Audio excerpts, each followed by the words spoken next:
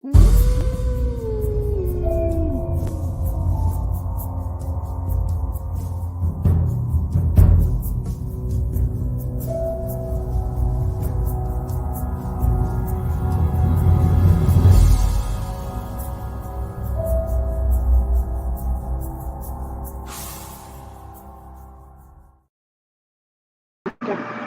everyone. Happy Saturday. Hope everybody's had a good day. What's up, Junk? What's up, Kyle? Hey, Wayne. How's everybody's day? And of course, come on, Kitty Cat.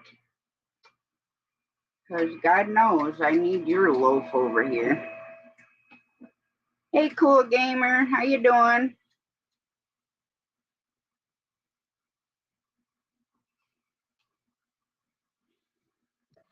Of course, gotta have, the fat Kitty Cat, and then Mr. Bear. Did you Mr. Bear? How I put to see the computer and you're sitting on the keycap.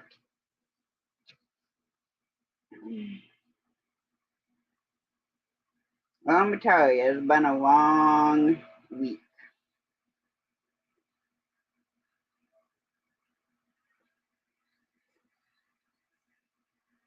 I should probably go in the studio and turn my monetization on, huh?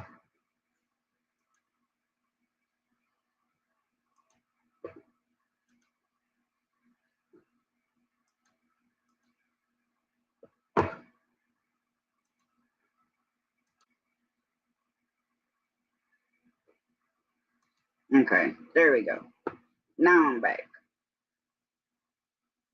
Now at least now my ads will be on until they, limit my ads like they typically do every live stream lately.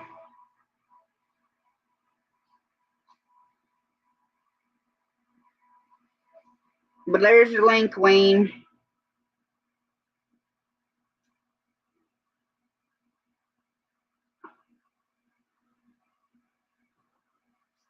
There, I don't know how the heck you're gonna have this thing over there. Oh my goodness, dog. Good idea, Keycat. Go over there. But no, I seen everybody is in chat, so I'm like, you know what? We're gonna start early. Plus, wasn't doing anything besides sitting here anyway, so. For the last, I don't know, couple minutes before.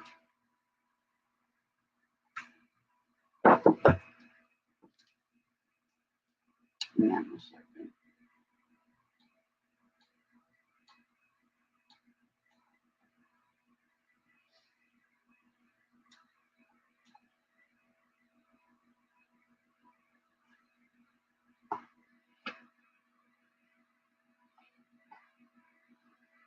so what did everybody do today?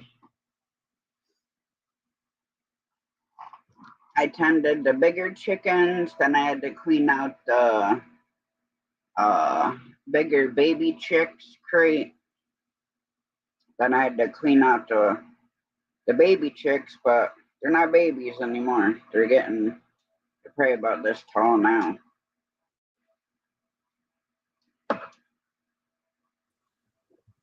Hey, what's up, man? What's up, Natasha? Just chillaxing now. Oh, okay. Got my compost put on the other garden. Sprinkled 4 bags of manure on there. That's We're good. supposed to get some rain tonight. It's So raining right now. It's pouring. Yeah, hopefully by Sunday evening, afternoon, I'll be able to rototill that garden. The raised beds we did last weekend, so that's all ready. Jamie and I extended Mom's strawberry bed, which I showed you all that. So she got plants in, but the strawberries over by the bigger garden that's not raised, they've actually spread, like, they're outside where they're supposed to be. Yeah. So I might have to dig those up and transplant them over here and the part where we extended it. So I like the video you came out with all Henry, you were chasing him. I told you I was gonna do a video with me chasing him. I mean, granted, you can't see me, but it was still funny. He ran into the cook when you said something. She ran right with him. The dominant hen went right with him. Yeah. I seen that. Yeah, next time I'll have to video, have somebody video of me chasing him around because it was funny. Mother hen, how you doing? Good evening to you.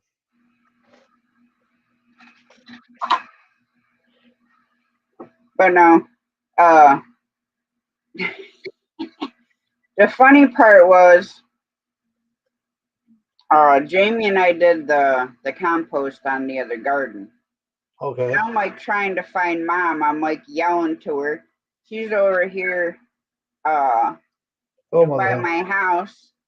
I'm like, I'm by the pool. So she comes over and I'm like, well, while I'm out here, I said, do you want to get the pool filter and all that stuff, hooked up?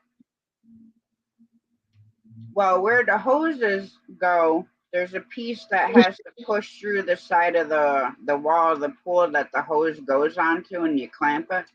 Yeah. Well, the only way to do that where I can get enough leverage to push on it while Mom is to get in the pool. Uh-oh. Of course, we didn't have the ladder in, so I jumped in the pool. And let me tell you, 65-degree water below the waist feels like 45-degree water. Okay. And I was probably in there a good, 15 minutes or so. Felt good on my back. The only thing that really got cold was my feet. And I think because the ground under the pool is so cold. Yep. And then George came, and I'm still in the pool. I'm like, hi, you want to come in the pool? I'm like, I didn't figure out how I'm going to get out. He goes, well, you want me to go get the ladder? I'm like, yeah. And then the ladder, you have to fill with water. Okay. Or you can have it stand up because it floats if you don't, the type of ladder that it is. Oh, okay. So I'm like, remember, you got to give me the ladder so I can sink it so it fills up with water. Who's your mother saying? Brr, LOL.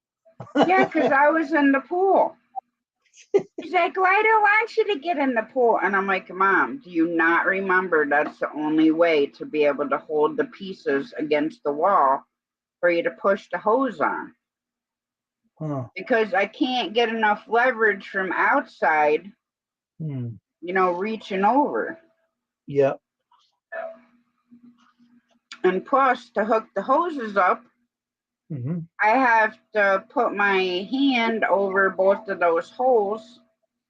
So when we took the hose on, the temporary hose we just had on for the winter time, I had to hold my hand there or we would have lost the water. Oh, okay. So I didn't care. Then Still have water in there? Huh? You had water in the pool all that time? Yeah, we don't drain it. Wow, that must have been freezing. Like I said, it was 65 degrees. Cool water. And then the pool was green. Okay. Now last year it didn't go green. Okay. But this year it did for some reason. So what happened, Mom put chlorine in it, and then we put the Shacket in, and then we put the algicide and the clarifier in. So all what it does is all the stuff that's on the bottom, when that stuff starts bubbling, it literally flips it. So all that stuff floats up to the top and it's like bubbling. So then you have to take it and skim it off. And right now the water's already blue. It went from green to blue. That quick. Hmm. So then after, the pump runs for a while and then, if it needs more of this or more of that, and then we can put our chlorine floaters in. Hmm. So how was your week? Quiet, very quiet. Mine wasn't quiet. Too much quietness around it drives me up the wall and drives me batty. Well, Thursday night I came home early from work. I can handle it coming out one end. But once I threw up at work, that's it, I'm done. I ain't dealing with it coming out the other end and that end at the same time. No thanks. Oh, good. Yeah, where's my troublemaker at? I don't know where he is. So how you feeling now, though? Oh, I felt fine yesterday. I think it was just like a quick stomach bug or whatever because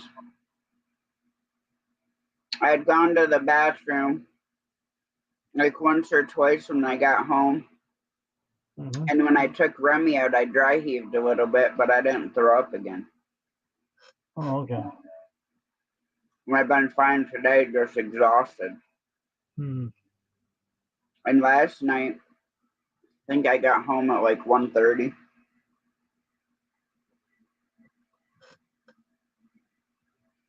But I told the boss, I said, when you have me closing and we get down to the blue lights, which is when we fully close out all the chutes and put it up on the shipping line. Says it's raining now. Is it? She says it's your mother saying. I don't know. I don't hear anything. Oh, now I hear it. Now I hear it. But I told him, makes me want to lay 2 16s down, which is our big boxes. Yeah. On the conveyor and ride it all the way up through the shipping line and then get sent down into a trailer and just end up wherever the trailer's sent. Yeah.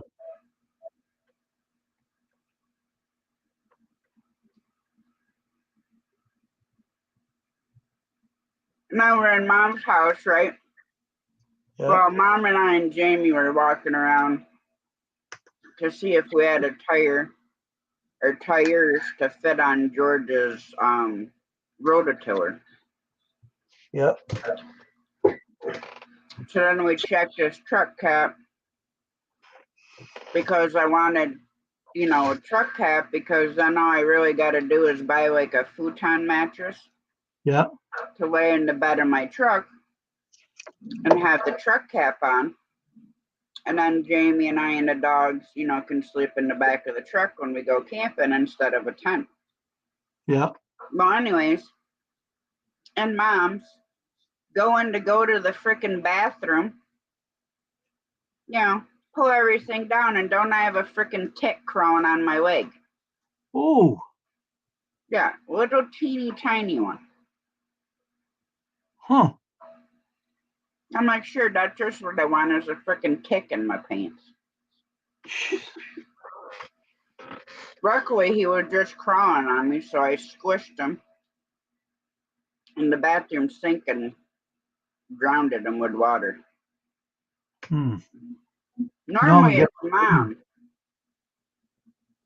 Normally, Mom just looks at the tall grass and she ends up with a freaking tick on her. Normally, you have to burn the tick to pop them with heat to kill them. I can squish him between my nails. But it hurts because you have to push so hard.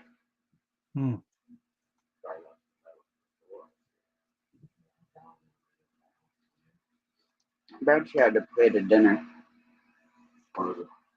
Chicken legs, and I don't know what else. Well, it's for a while until you found one on. Hey, look at Longo. Are you doing a campaign? Well, typically I walk out and stuff like that. And typically I don't get any ticks on me. Hmm. Or if I do, it'll be on like my neck or whatever, but Hmm. never like in my clothes. Yeah. Hmm. So. Hey, What's Squirrel. up, squirrel?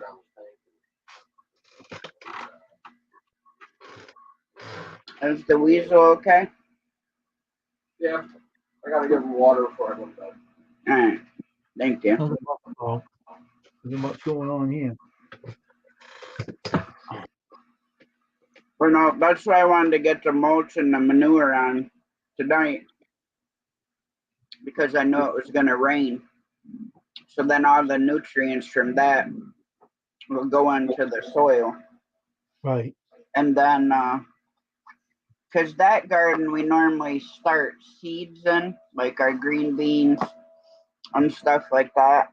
So, We start from seeds, yeah. where like the tomatoes, eggplant, peppers, that stuff we start inside. Hmm. I hate when you get it itch and you can't reach the dang. Get a back scratcher. I have one, I just don't feel like getting up to get it. So whatever happened to Christian the magician? Matthew. He's still around. I haven't seen him in a while. He put up some shorts, and he's been live a couple times. I haven't seen him around at all. I was wondering what happened. People have been asking about him on my channel, and I said, "Where's the magician?"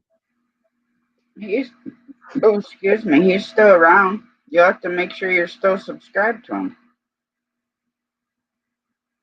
I am. I Because get he put up some shorts. He's done a couple lives. Ah, my troublemaker has arrived. Hey, Josh. What's up, Dave? Nothing much, man. I was singing on my live stream for I stopped from 6 to like 8 o'clock. I stopped afterwards. I got off. That's enough for me.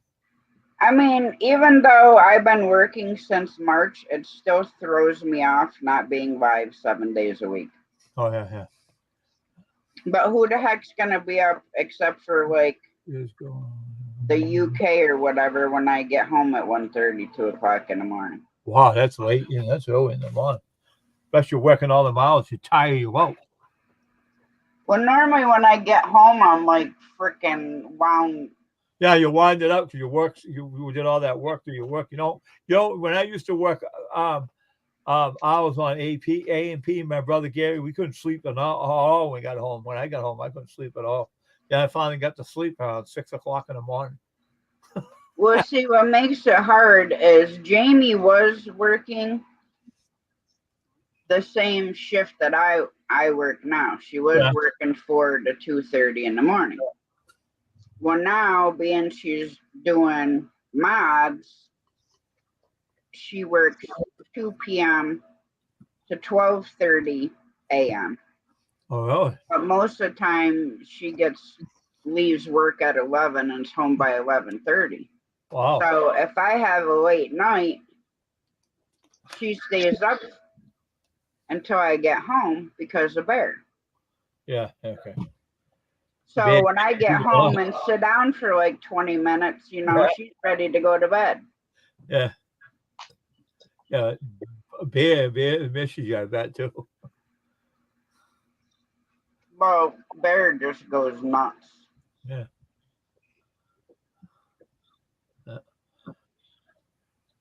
Of course, now I've got the heebie-jeebies from having that damn tick on me. What tick was that? Did you get bitten by it? No, we were out looking. We have 2 truck caps. Yeah. Plus, we're looking to see if we had a tire that would fit George's rototiller. Yeah. So we're out walking around in the grass, and typically I don't get ticks on me. Very rarely do I end up with a tick on me. So we do that, stand this one cap up, which I think that one will fit my truck. I just gotta measure it. Yeah. Because I figured for camping, all we'd have to do is, buy like a futon mattress and lay it in the bed of the truck. Yeah. Bring my step stool. Mhm. We can get in and out of the truck with the cap on. Yeah. So I go into mom's to have dinner, go in to go pee, drop in my drawers, and here's a tick crawling on my freaking leg. Oh. I'm like, seriously? A tick in my pants is not exactly where I want a tick to be. Wow. Lucky it didn't bite you. Yeah, especially because it's the teeny tiny ones that typically carry Lyme disease. Did you check yourself? Did you get bitten or anything?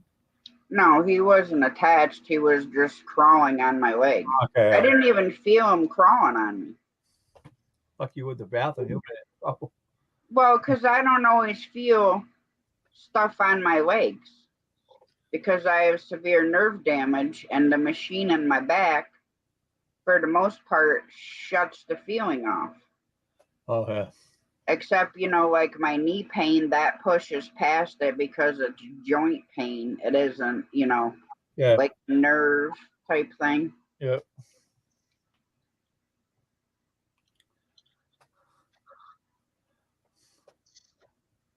Some guy, Why? right? Hey, Fasha. Some guy I know, right, knows how to kill the ticks. I started laughing, put a match to it, and you can hear it crack.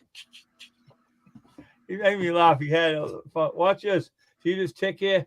I'll put a match to him. Watch him just like noises. I think I've had like a tick on my arm and my leg at one time. Yeah. I burn them off with my lighter. Yeah, that's what he's saying. That's what he did too. He's taking fire to him. But I have a tick puller. Hey, Steven. How you doing? Hey, Steven. What's Steven? I have 2 different size tick pullers because there's different kind of ticks. Like you have wood ticks that are like big. Whoa, look, he showed up. Steven did. Wow, Steven. How you doing, Steven? I'm doing good. That's good, man. What's going on, Steven? What's up, man? Oh, not much. That WWE, they keep on saying who's going to win the new heavyweight championship. They say Seth Rollins, and they said, you know what they said? Seth Rollins, and then they said AJ Styles, WWE, right? Then they said, you figure it out. They said they didn't make no storyline for the let them fight wrestling. See who wins. Now, last night, when I was watching SmackDown last night, I kind of felt better because Roman Reigns come out with Paul Heyman solo, and Roman Reigns was talking, and Kevin Owens and Sami Zayn come out, and I said, this is great. And did you see that part where the Usos kicked Kevin Owens? He go, what'd you do that for, right? You got mad and bumped in Sikoa, and you looked at Sikoa, look like you're going to give him the thumb.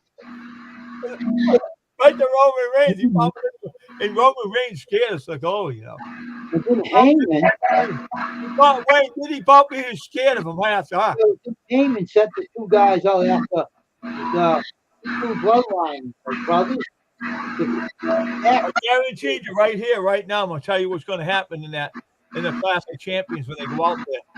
The Usos going to kick Roman Reigns in his head. The Poe's going to hit him with the thumb. They're going to knock him out. They're going to leave him in the ring. They're all 3 going to walk away and leave him there. He's going to get pinned, and that's going to be it. They're not going to get the tag team. Someone said that the Judgment Day might be the one to watch. Hey, Bernie. But I have a feeling. I think they're all going to turn on Roman Reigns, and that's going to be it. The bloodline's going to be over with.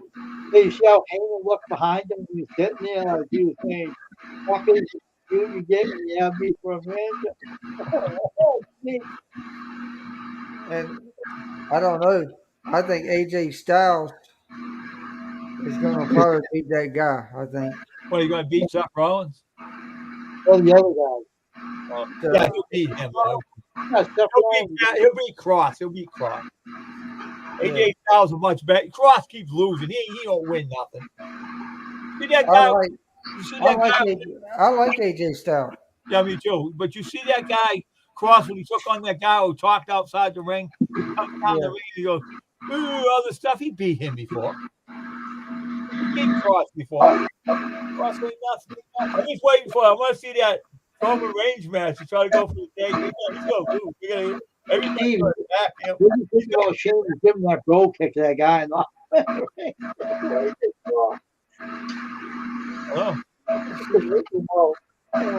forgot who was wrestling last night. It was two girls from the NXT that I never see. Well, they just started.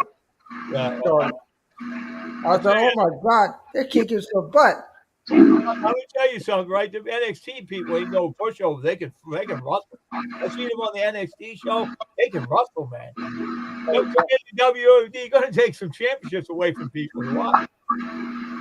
You see the big ones that the big guys were I can't remember the guy's name, but he got these big guys. Brandon? No, not Reigns. The other guy there. that's the guy with the Bobby Lashley? So the new guy.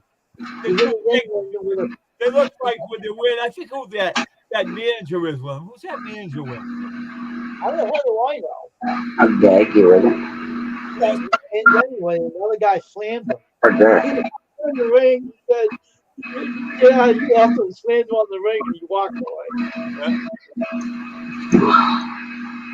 What's that guy's name, man? I can't remember the guy. He has two big ones with him, and he used to be a wrestler too, but now he's the manager. And I think if you know who faces him, Zayn and that other one, that KO, they ain't gonna beat them. Yeah, I like. I'll tell you right now, I predict that championship match, tag team, Roman Reigns will be laid out afterwards, and they're gonna leave in the ring. That's all I have to say. Not at all. Cole didn't even like him when he bumped into him. When Roman Reigns looked at him, then he walked away. He's going to give Roman Reigns dirty looks all the time. That's Sokola. How about No. So that's it. That's it. You're enjoying it? That was good. Sasha, I look forward to when you eat with that. What is this? It's they're shaped like a fudge pop, but they got the chocolate coating. Oh yeah. No ice cream. Don't feed that to the dog. You know. Don't ever feed that to the dog. They can have the ice cream. No, they can't. The veterinarian said never feed your dog with no ice cream. They end up with the worms. Yeah. Your dogs never get one. Your dogs are all crazy over there. They'll eat it. If they can go out and eat frickin' deer crap and rabbit crap and whatever other chicken crap and don't end up with worms, I'm pretty sure he can lick a little bit of vanilla ice cream off his stick. I've never heard about him getting worms from ice cream. I heard from a veterinarian. He told Tony. He told him don't give your dog any ice cream. He said it's not good for him. That's what he said. Well, it's not like I give him a dish like this of ice cream. My dog. Hey, you know your dog. I ain't gonna say that. You know your dog, and you probably give him. No, my dogs can. I'll give them cheese once in a while. Okay, you know what? You know how to handle your dog. You shouldn't question. A lot of times, though, I'll give them raw veggies. because we're all Yeah, that's your question. You don't have to take care of your dog. You got dog's fine. Good question about it. and they both love yogurt. That's good. Do they do yoga too? They stretch down and yoga. Not yoga. I know. I'm only joking.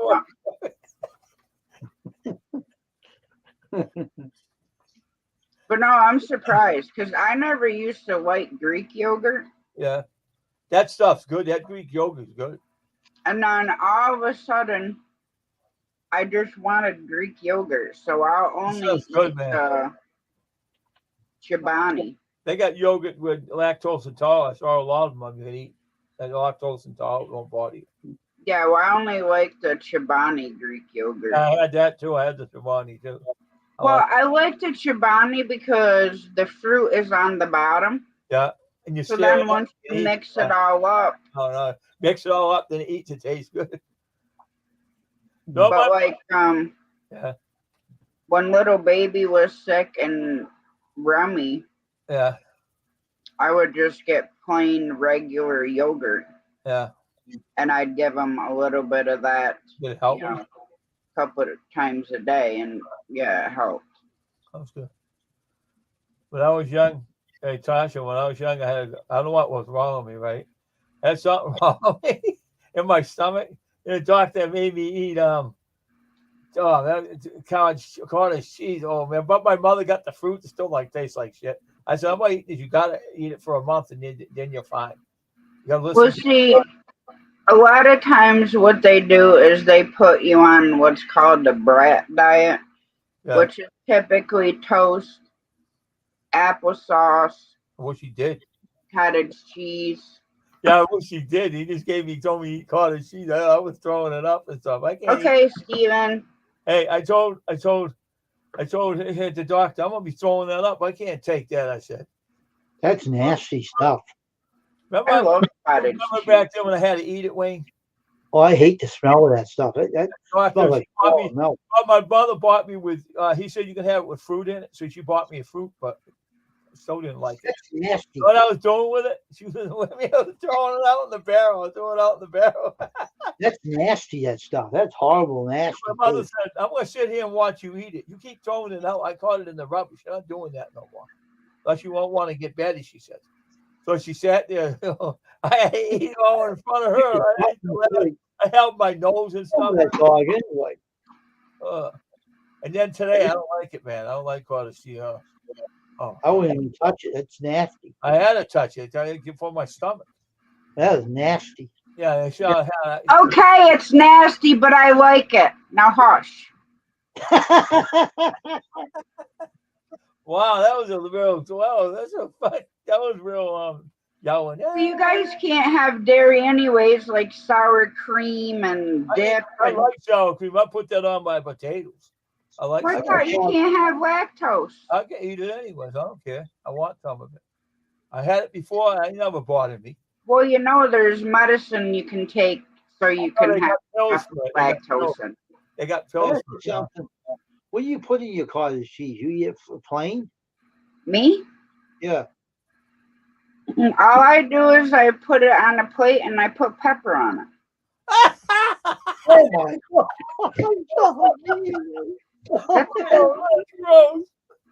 Oh my God. Now Jamie, she likes it with the fruit in it. Peaches, pineapple. That's good, but that's still gross. That stuff looks like what throw. Now I'll eat the cottage cheese that has chives and like herbs in it. I still don't taste good. Ugh. But I won't eat it with fruit in it. I've tried it because that's me. And I always told my kids, you're not going to tell me you don't like something unless you try it first. So when they were little, if I, was making something new, I put one piece on their plate. Whether, say it was zucchini or sweet potato or something like that. I'd put one piece on there and they had to try it. If you don't like it, you don't like it.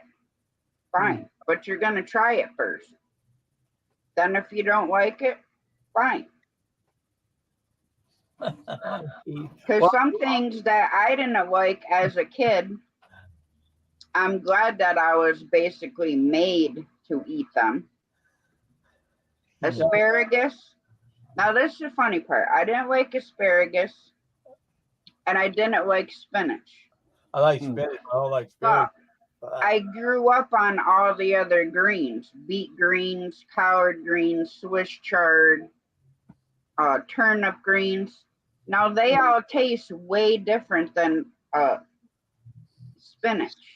Well, I can't. I like spinach, but I don't like that other stuff. I don't like.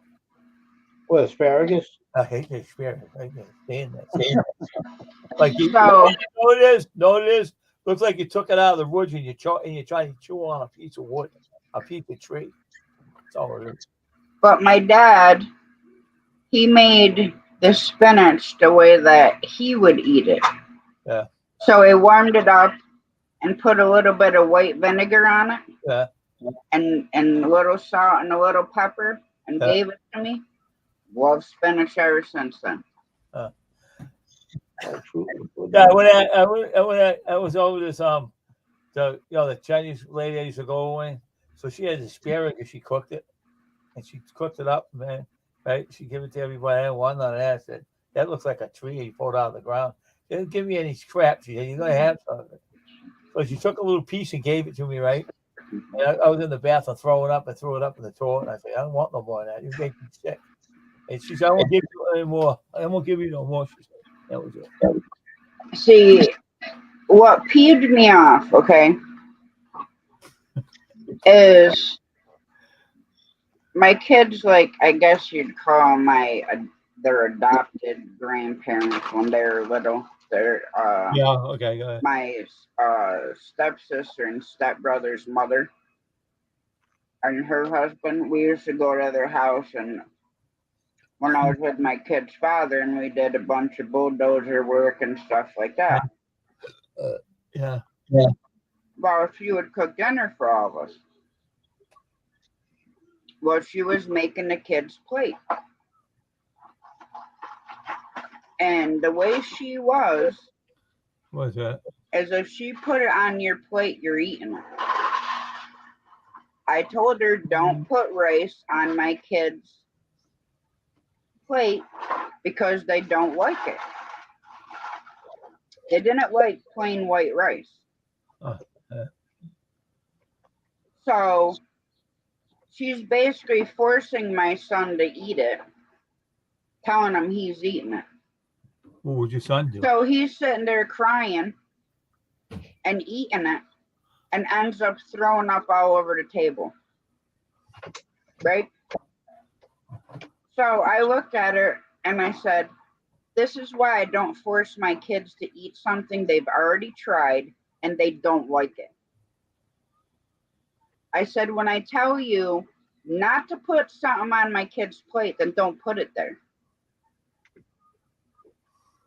If it was like chicken flavored rice or beef flavored rice, stuff like that, then my kids would eat it. Yeah, why she forcing to eat it? Why'd you stop her? Because she did the same thing to me and my brother and sister. She would make our plate, whether we liked it or not, we had to eat it.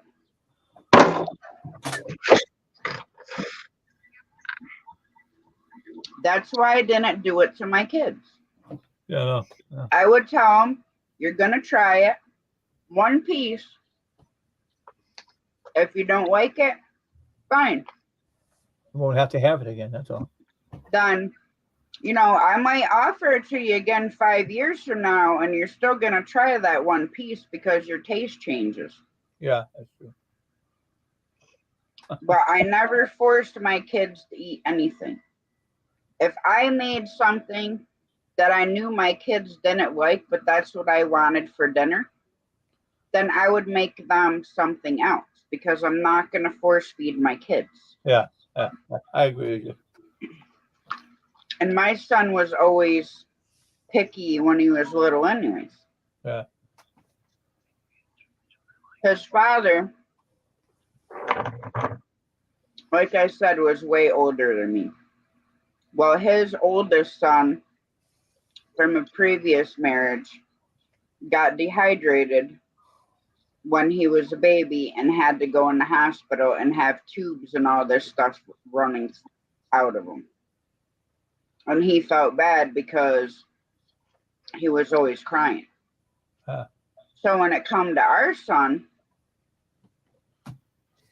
he made sure his bottle and his sippy cup were completely full all day long. Yeah. Well, what do you think happens when you drink 96 ounces of fluid? You're not going to want to eat. I know. That's true. So the old doctor I had, he told me, if he wants a cookie, give it to him. If he wants a cracker, give it to him. Hey, Rich. What's going on, Tasha? How you doing? I'm doing all right. Nice. I haven't been able to catch one of your lives since the trout derby, so we've been waiting, and then yeah, I was like, man, what the heck's going on? So for the last 2 days, I've been looking over and I've been checking your post, and and then I refreshed the bell like 3 times, so that way when you went live, it would tell me first. I was like, man, I gotta go find out what Tasha's doing. I haven't seen her live in a few days. How's the boys doing, Dave and Wayne? Good. I'm doing good. Nice. Well, I work Tuesday through Friday Yeah. night, so I don't normally go live till Saturday, Sunday, Monday. And then last week, I think, was just Saturday and Monday. Oh, what you doing? And then I'm like, crap, I didn't set up a live for tonight. So I did that at like 6 or 7 o'clock. What was that? Oh, I heard something. Come on. Come on. Come on. Let's go. Fireworks are freaking me out. Aw. Babysitting this dog. Oh, he's so And, cute. yeah, she can hear the fireworks going off. We get the May 24 festivities this long weekend, and in Ontario here, it's one of the only times, other than I think July 1st as well as Canada Day, but it's the only 2 times you're actually illegally allowed to fire off fireworks and carry on, other without having a permit and stuff like that. So every evening they're going to be going off, and this dog is just like, look at her, just shaking. Oh, is you okay? You say hi? She's an old puppy. She's adorable. Yeah, Yes. she's pretty neat. Cute. She's not used to hearing everything, so being in the trailer. She can hear everything going on outside opposed to the house The out dog's front. shaking right now, huh? Oh yeah, she's shaking, but she, Oh, I see that. because of the fireworks. Oh, That and the train freaks her out too. She'll start looking for somebody when she hears the train. Every hour there's a train that passes by in the distance. We can hear faintly, and she just kind of. well, yeah, so far off. You can hear so far off the dogs. Oh, it's okay. I was dog dog too. I was doing a bad thing for him. My little old lady, Go see Mama. every hunting season, when she seen us carry the shotgun or the rifle, she would start shaking out of her skin. She knew what it was, and she knew the sound, and she hated fireworks. And she'd literally shake like she was on the spin cycle on the washer. Wow, that's awful. Oh man. Check this out. Look at these fingers, man. Holy. I don't know if you can see no, maybe not, the lighting. But they're all like bare pink. There's no, you know what it feels like to have sandpaper, where you feel in sandpaper. Yep. You put that's what touching anything feels like right now. My fingers. Oh, wow. Yeah. So yeah, it's been. I was practicing some guitar and hammering out some stuff and playing, and Jesus. This is what I use on my hands. Yeah. And because my hands get like sandpaper, like I could almost sand down the car. And this stuff works really good. I mean, good night. You sand your car. You don't have to worry about even buying a machine. You sand it with your hand. Yeah. That's how rough my hands get. Even now, working with the cardboard boxes. Yeah. My hands will be so dried out, and then they hurt. Oh my gosh! My mom made dandelion jam, Dandelion jam? and it is amazing. It tastes like honey. Really? Never heard Yeah, of well, that. you can eat the never whole heard of that. dandelion Me plant. neither. Yeah, me neither. It Me is neither. delicious. This light is killing me a little here. This light. Got the head on, man. I know when I'm in my living room, you can't have on the light. I bothers my eyes. I put my Well, hand. that's it. So I have them all. I have two big lights here. Here, maybe I can do this. Overview. There you go. So there's a big one there. Yeah. And there's a big one there up in the, and those things are pointing at me in the face, Ooh, right? Spot. You had spots in your eyes, man. After a while. It's all Won't be that. able to This see is the anything. this is the room setup, so to speak. A bunch of guitars and green screen behind me, but Yeah. I finally got the room set back up. But oh man, these lights! I got to figure something else out because they are why don't you get some color glass and over them or something? And yet it's still not able, like, you'd figure $4,000 Mac, $400 interface, but I still can't for some reason dial in my green screen in a way that doesn't stop the blotchiness, Why don't you get some color glass and go over the lights? Yeah, Filter them out. yeah. I have the umbrellas that go with them, the deflectors. Yeah. But oh boy, man, does it spreads the light so much that it's just bang. It's like, wow. It's like holy, and the room too. The umbrellas take up so much room. Hey, Mitch. Yeah. You say, oh, I'm blind. I can't see. What am I seeing lights for? Yeah. There's some shades on there. There's some dark shades. I don't know.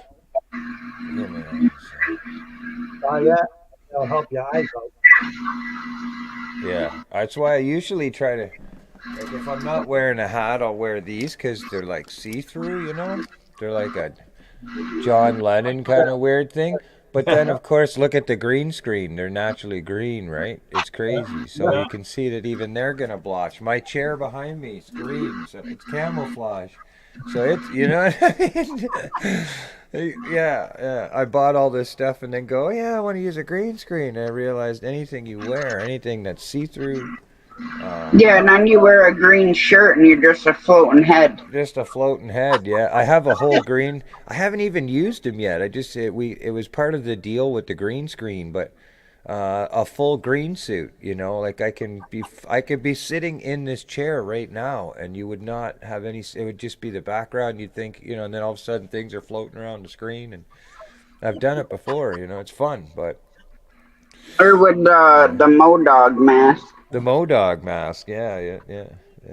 Just kind of weird stuff. I've never gotten that far into it. I wish it started this. I wish, that the YouTube technology and the streaming and everything kind of went a little bit more trending early on in our lives. You know what I mean? Like a little sooner than it did, because I would have had all the time in the world to diddle around and fiddle and learn stuff, because it seems like now I'm just getting busier and busier, and yet it's funny, I'm at work and I'm like, damn it, I want to be at home just working on videos and stuff and like, having fun, and yeah, it's pretty wild.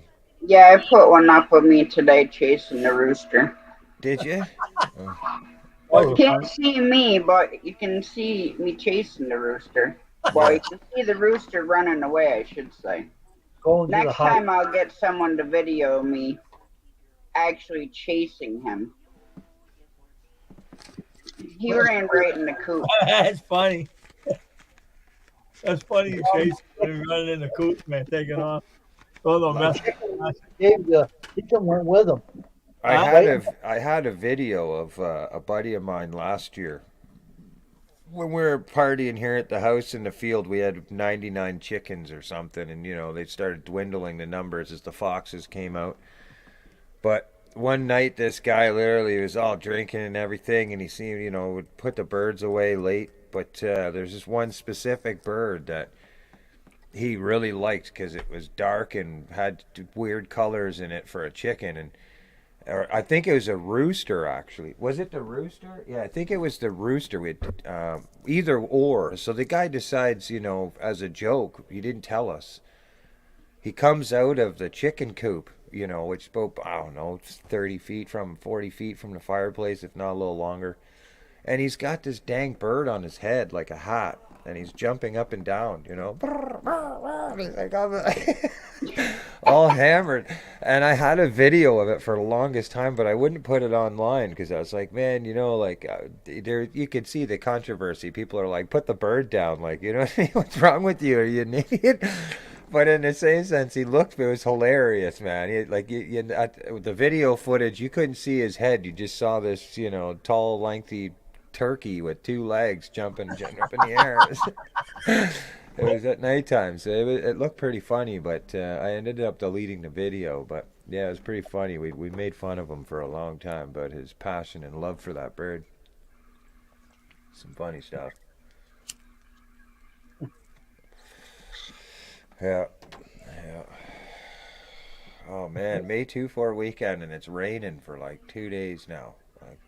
So we're just having rain tonight, and then I'm hoping by tomorrow, late afternoon or something, I'll be able to go rototill the manure and my compost in the other garden so we can get the seeds in. Because that garden we all do by seeds, because green beans, peas, they all sprout quick. Yeah, I'm waiting to do my own gardening as well. I'm gonna plant next weekend. Tomato plants, gentlemen, tomato plants. Oh, Mom starts those. We have tomato plants, pepper plants, eggplants. Mother, I don't remember what the heck else you have out there. It's like a garden on her porch. Or I should say a jungle. But Welcome to that's how many plants we have funny games. she has sitting around in the back porch. I mean, the tomato plants are like this tall. Jeez. And they're all like, let me the hell out of here. But I forget what the heck else she started. All I know is I typically get the gardens ready. The rest is on her, and then I harvest it. So You do some more yard work on my yard too. So when it's warm weather over here. but now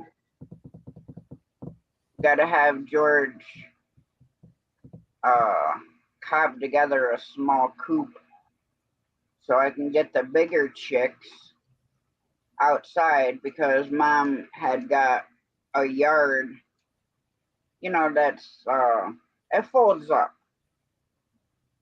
Like the side panels fold up, and then you got the 2 roof panels. So it isn't like anything major. But I gotta have a small coop for them to go into at nighttime, so the weasels and stuff like that don't eat them. So that way, the 3 littler chicks can go in the crate where the bigger chicks are, and then I'm gonna get the other incubator and try to hatch out more.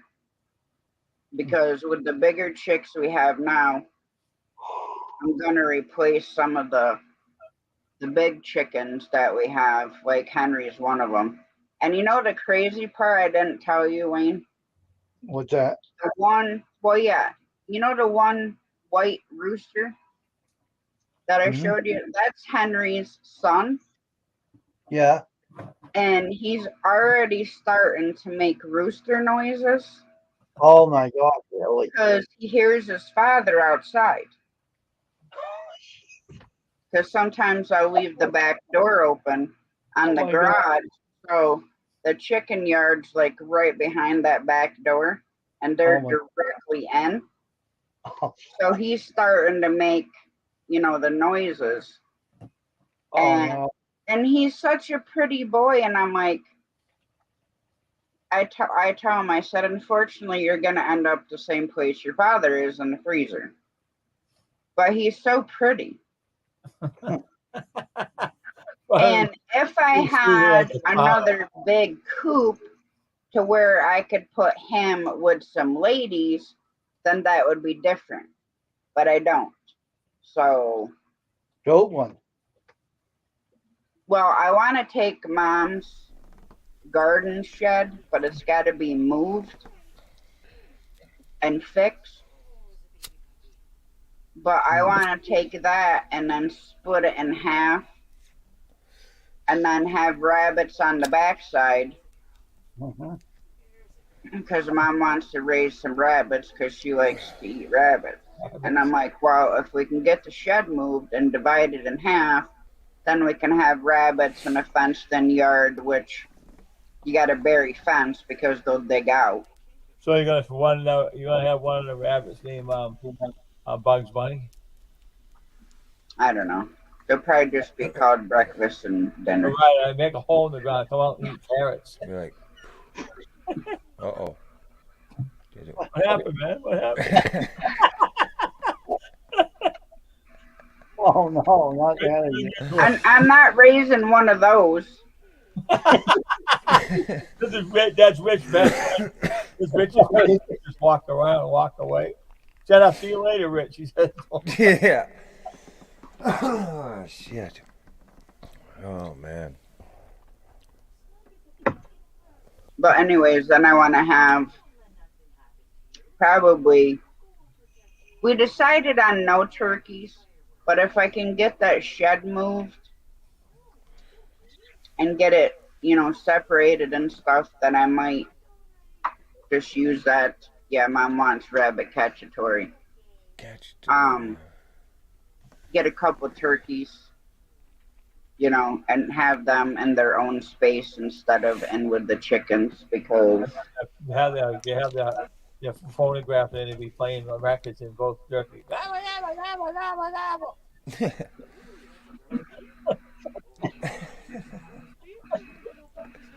well, the funny part is the last female turkey we have, Penny, she don't take any crap from any of the chickens.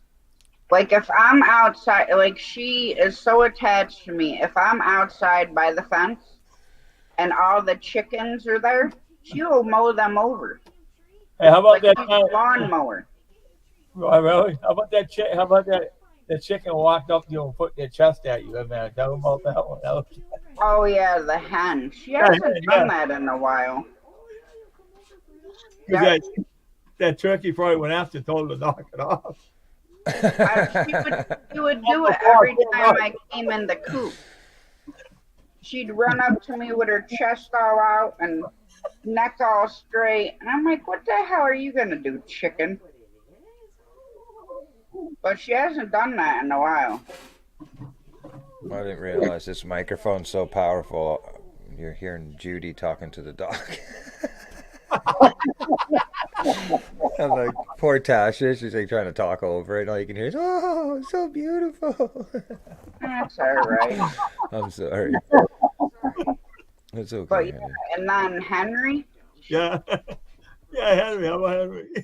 she mows them over. She'll step on the chickens to get to me. Really?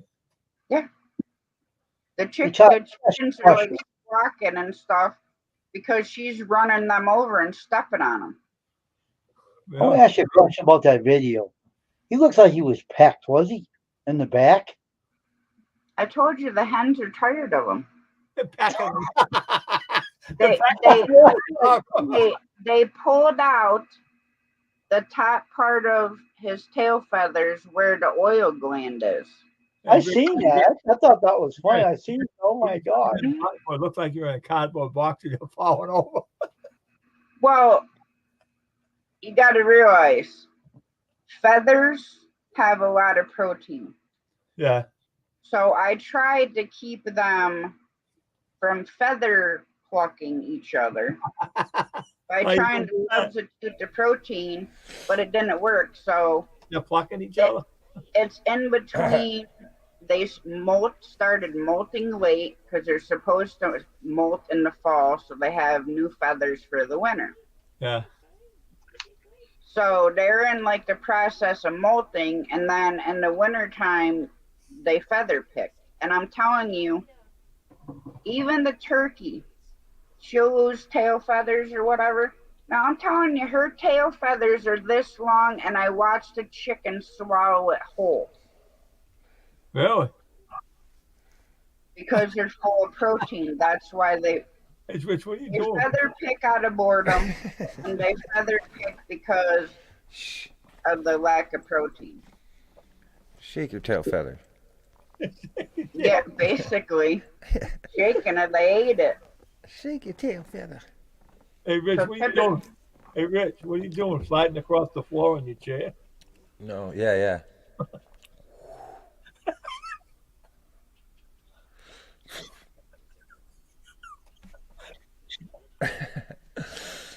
It's No, so I'm just. tricky when you're doing that. Yeah, you look like a cartoon, man. Hey,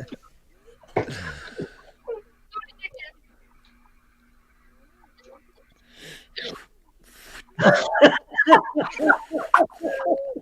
thought I was running away from Tasha. Look at him. And then he runs in the coop because he's a scared chicken. Shit.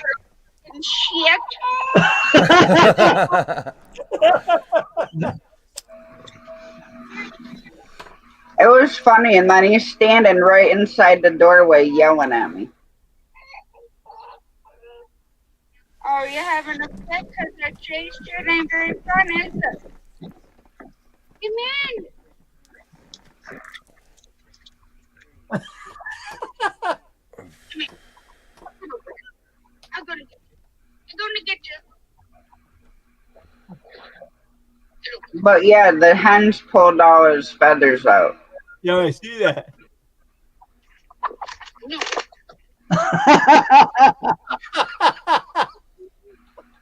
That thing booked it, man. Don't know what part of you talking. Well, like I said, next time I'll get someone to video of me chasing him around. Because, see, he likes to chase everybody else around and attack them, so I figured I'd give him some of his own medicine. Oh, that's I funny. like that. I was laughing at that. I was laughing my ass off. Oh, too. That was funny. Hilarious. Man.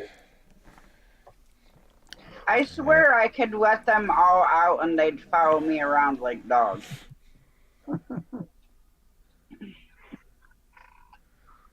And I'm handling the other ones a lot because, especially the roosters, even Henry's son, I'm still handling them a lot because I don't want them to be like Henry. Oh, yeah. Now, granted, I did handle Henry a lot, but it's the mother's fault that he's the way he is. That's right. Oh, I know. Because you don't cock-a-doodly-doo in the rooster's face from the time I told her that he's a rooster. Excuse me. So now he thinks everybody's a rooster but me. He wants to spar with everybody. Jamie, he scratched her. He scratched Crystal's leg. He's taken chunks out of my mother's hands. Wow. That's why soon he's going to be what's called dinner. Knock him in the freezer with no head. I saw a guy, hey, Rich, I saw this guy cut off his rooster's head and he started running around with no head. Oh, yeah. That guy was laughing. I I'll tell told ya. you that's where that saying comes from, running around like a chicken with your head cut off, because they literally do. Yeah, he made me laugh. When I come in my backyard, see me cut off a rooster's head. I was like, cut off his head. He started running around the yard with that, and I started laughing. I was only a kid at the time. Like I was 12 years old. He gave me in. I started laughing. The chicken. I've seen that before. Oh no head. No head. It's hilarious. I wish I had videos of my biological dad when I was a little kid. Because when it come time to harvest chickens, we had this big chunk of wood. Yeah. He'd hold on to chicken, chop its head, throw it. Grab another one, chop its head, throw it. And they're just a bunch of them run around with no heads, and then they fall over. So I used to work for a company back in twice or three times actually. I worked at Quality Poultry. Yeah. And what they would do is we was about 7 or 8 of us would pile in a van, if not more. Those vans that can fit 13 passengers and stuff, the long whites and long white ones and stuff like that. Yeah. So we would all pile in a van at like, I don't know, 1:30, 2 o'clock in the morning, and we would go to these barns and we would be there for 4 o'clock, first crack of birds, when they're making noise and stuff. Well, we would be there and we'd have a deadline, and there'd be, I don't know, 30,000, chickens all lined up in these cages from wall to wall in categories, like going from one to the other. And we would have to separate the roosters from the chickens because when they were being little, they would be farmed together. So if you pulled them out of the cage and they had, the details of a rooster, which is the top of the head and the gobble gobble shit. I won't go any further, but you had to dispatch them. Once the rooster has gotten to it in the chicken factories, I'm not exactly sure to be certain, but once the rooster has roosted its litter of chickens, whatever it is, 1 per 30 or 1 per 40 chickens, however way that that works, but once they've done that and they end up being mixed up into the farmeries, that's it. They're as soon as you pull one out and you see them, you're hired to recage the chickens into another cage, 4 or 5 at a time, and dispatch of the roosters. And you could imagine how people would find inventive ways to dispatch these roosters, as jokes, the crew, the guys, you know what I mean? I'm not kidding. Like it was pretty crazy. So a few times I tried it to make some money, but I couldn't get past the pneumonia. 3-4 weeks into doing it, I was just hacking up and gagging stuff. I was young, 17, 18, something like that when I tried it, but that was a normal thing for me for about 3 weeks, was to watch guys, swinging the bird in there, or they just grab him by his neck and swing it around really hard up above their head and throw it against a wall. And you would watch this thing go in circles for about 10 minutes, running all over the floor, right? So that's the most, so I mean, it would happen. You get 30 or 40 of them within a couple thousand chickens or whatever, 1,000 chickens, you're going to get 30 or 40 of the bastard. So, that's oh yeah. So the whole time you're there for 4.5 hours, you get used to hearing on the back of your head from against, some other dude in the crew, because you would have other crews coming as well. Like we would be one van load, but there would be other subcontractor crews that would be hired to come in. So you'd get to know these other guys, and they would work this division of the barn, and we'd work the other division of the barn. All you would hear is thump, poof,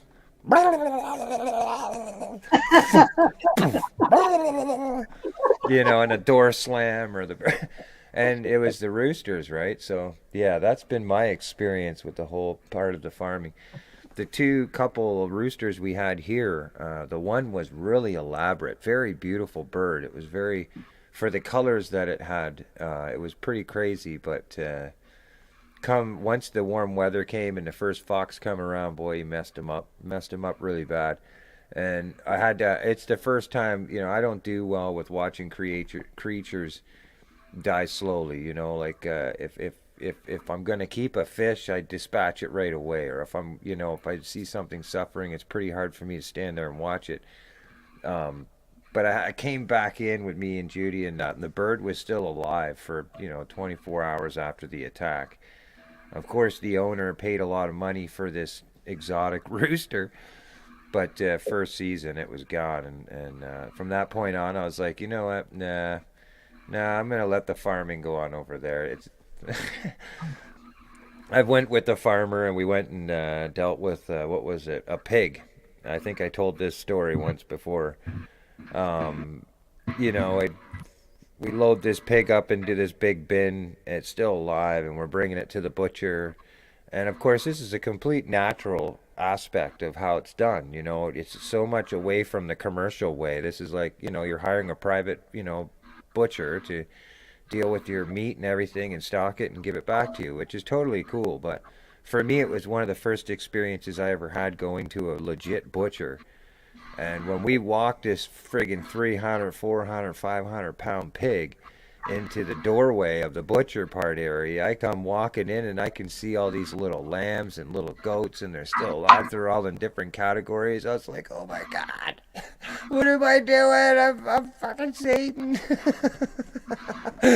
You know, I felt so bad, right? So, you know, but it was so naive to me, that type of thing. Judy, on the other hand, she can depuluck a bird. Like, she'll put a, you know, raw bird right in the water and deal with them and dress it and take all the feathers out and everything, have that thing ready for Thanksgiving. I'm just like, oh my God, oh my God, oh my God. See, because I'm so close to them, I'm bonded to all of them. Yeah. I told Mom, you do the dirty work, I'll process it. Because I have no problem doing the fucking, you know, preparing, burn the pin feathers off. I just can't Cut his head off. do that. You know, it's not like you're going hunting for a deer. You don't have a relationship with the deer. I'm just curious, and now this is just out of humor, but can you stuff it? Like, once it's already ready, you can put your hand up there and stuff the bird and stuff like that? Yeah. I'm just curious, because I still, like, I don't know what it is about that rubbery, slimy feeling. Like, my dad was always famous. You know, he was a chef when he come back from being a musician. He went into the cooking part of things, and he would make wicked stuffing, and you know, he get me to come over, and I don't know what it is. Maybe it was the experience, or what I perceived the experience to be like. But just sticking my hand like waist deep, or, you know, elbow deep into some fucking I don't know why. I'm just, you know, just as a humoristic topic, but for me it was freaky. And so, like, even now later on in life, like when I go to stick my hand, I'm just like, there's some weird trauma response that makes me feel gaggy, like I'm gonna puke when I stick my, you know, once it goes past the wrist, I'm just like, oh my God. Doing a live chicken, like, process, say you're gonna eat it, right? Process. Yeah. It's completely different than a store-bought.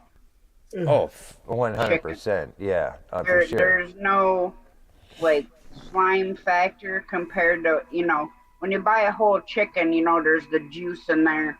You don't have that because you're processing it right there, cleaning it, rinsing it quick, stuffing it if you want to, and then it goes in the oven or smoker or whatever you're going to do with it. Now, I will tell you the freakiest thing that happened to me. I want to say I was probably 15. My guy best friend goes out turkey hunting, shoots 3 turkeys with 1 shot with buckshot, shoots their heads off, brings them out. Who do you think had to clean them? Yo. Me. Well, that's all fine, but they were, like, fresh. So when I stuck my hand up inside to pull everything out, their hearts are still beating in my hand, and they have no head. Huh. I'm like, you know, I can clean the fish. I've literally, and this is funny because nobody ever believed me that it would happen. I know Rich knows that it will happen. But if you take a fish that you just caught and you don't puncture the air sac and you snap their heads off, they will literally try swimming around in a bucket of water. Oh yeah, for sure. I used to catch 5-gallon buckets full of bullhead. And I processed them all because nobody wanted to do it. So I got them, snapped their head, throw them in the bucket. Well, these things are still breathing like this with no body. Oh wow. Yeah, well, that's you're right, and I've thought about that. You know, my old man would do that anytime we would go fishing. If we would catch a nice fish, you know, he would right away break his neck, and you know, to me, out of all the ways that I've seen people dispatch a fish, I thought that, you know, I feel like that is the quickest, most painless way, because once the neck is severed, you know, nothing can be felt beyond that point. It's paralyzed the fish, and it's, you know, it's basic.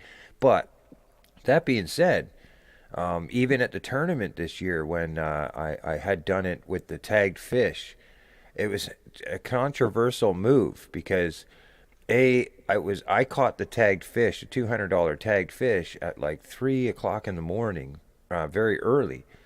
And so I didn't. For me, I'm just like, I can't. Like again, I was, you know, I can't. If I hear the fish ruffling off and even on the bank or something, you know, and it's just sitting there flopping around and suffering, I can't continue. You know, for me, I can't even focus on fishing. I'm like, ah, crap! Like the thing's still alive, man. Do something about it. So, you know, in the sake of pictures, I was in a pretty serious situation because they want the OFAH, the Ontario Federation of Anglers, they wanted their own picture in front of their logo and the tournament board of us holding our tagged fish, you know. But this is 3 o'clock in the morning, so you know I have 3, 4, 5, 6, what is it, 6, 7 hours, whatever the math works out, until staff gets there at 8, 9 o'clock in the morning to keep this fish, preserve it, but yet not have it suffer. So I was like, screw it, I'll break its neck. And I'm like, you know, done. Just one little take off of the camera. I can do it during the live, no problem. Well, damn it, man. By the time 9:30 in the morning, 9 o'clock, and somebody come show up in the morning, the sun had been up for 3 hours, so it was kind of beating on the fish for a little bit. And then, of course, I broke its neck. So the thing, like, you know, imagine taking a picture of a fish with a broken neck. You're just like, ah.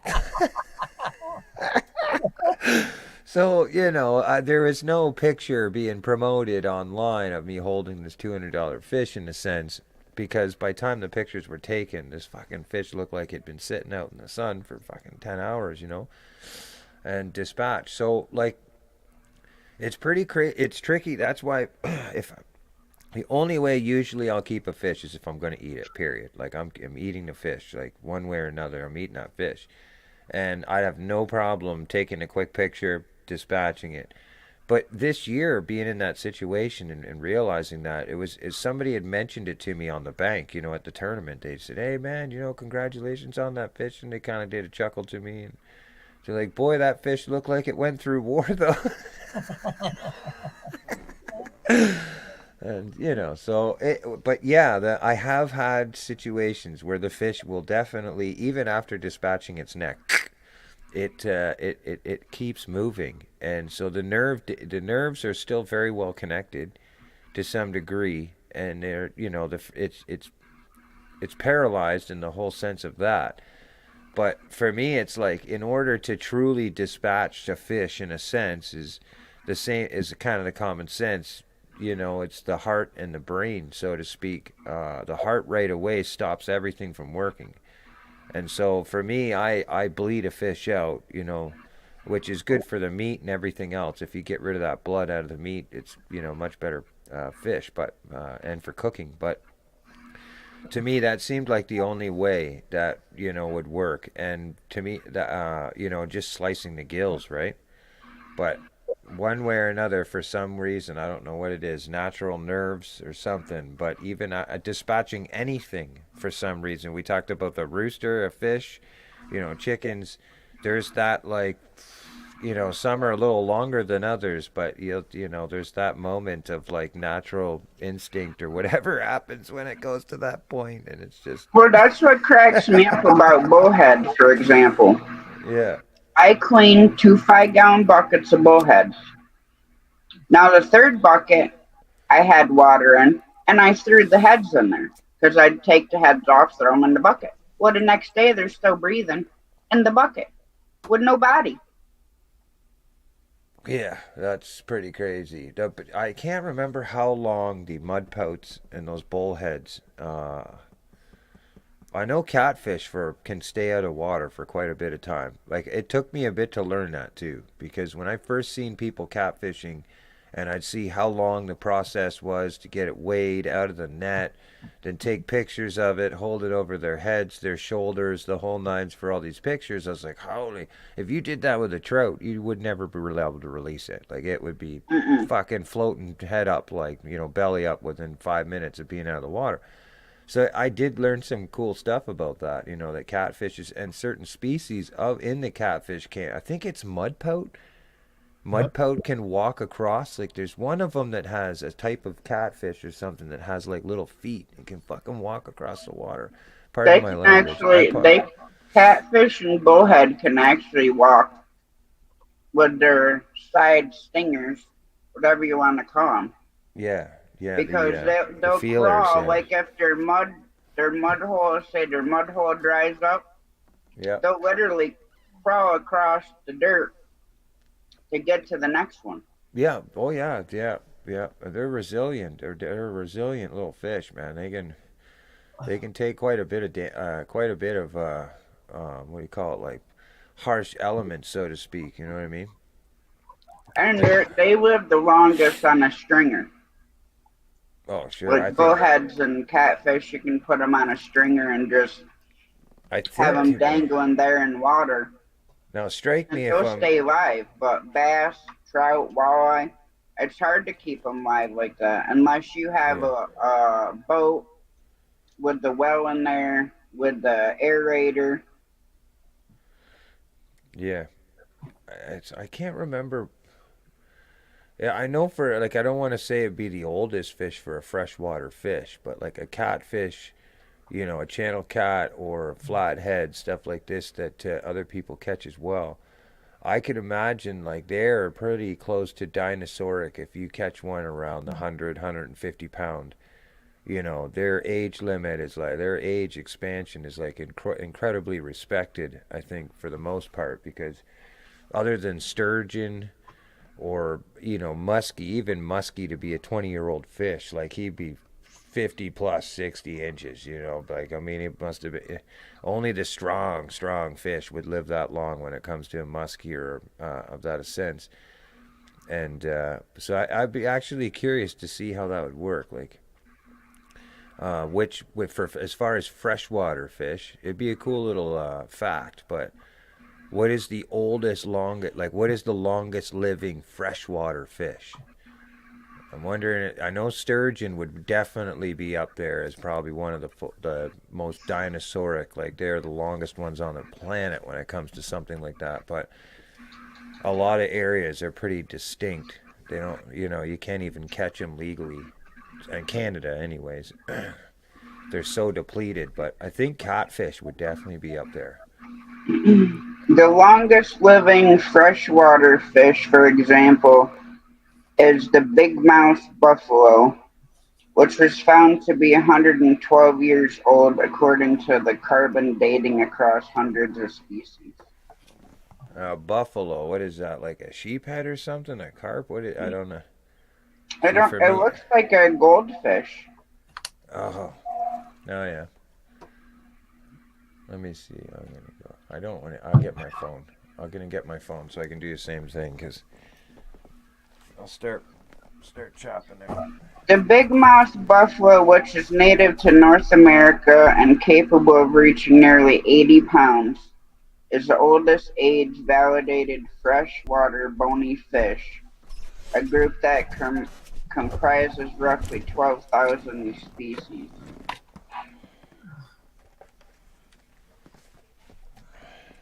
But it looks like a goldfish. A buffalo fish. Buffalo bills? No.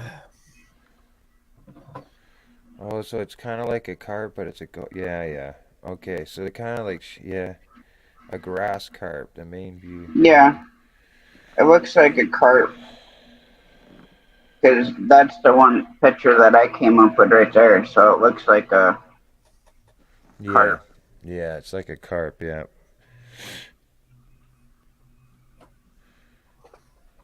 Huh.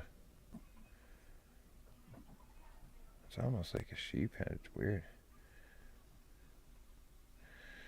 Buffalo and a carp. Let's see, is a buffalo and a carp the same fish? Sometimes novice anglers catch a carp and think it's a buffalo fish. It's an easy mistake to make. Both fish have a torpedo-shaped body and downward-shaped mouths, but they're completely different species. Buffalo fish are one of the 78 freshwater sucker fish species. It's a sucker. Sucker fish. It's a Look sucker at the fish. size of this thing. Holy, That's it's a big. sucker fish. I never even. Where was Could that? you Does it- imagine catching a freaking fish like that? Oh yeah, yeah. A sucker fish. And that Wow. was caught out of the Grand River breaks in Michigan. Yeah, they're called black buffalo carp.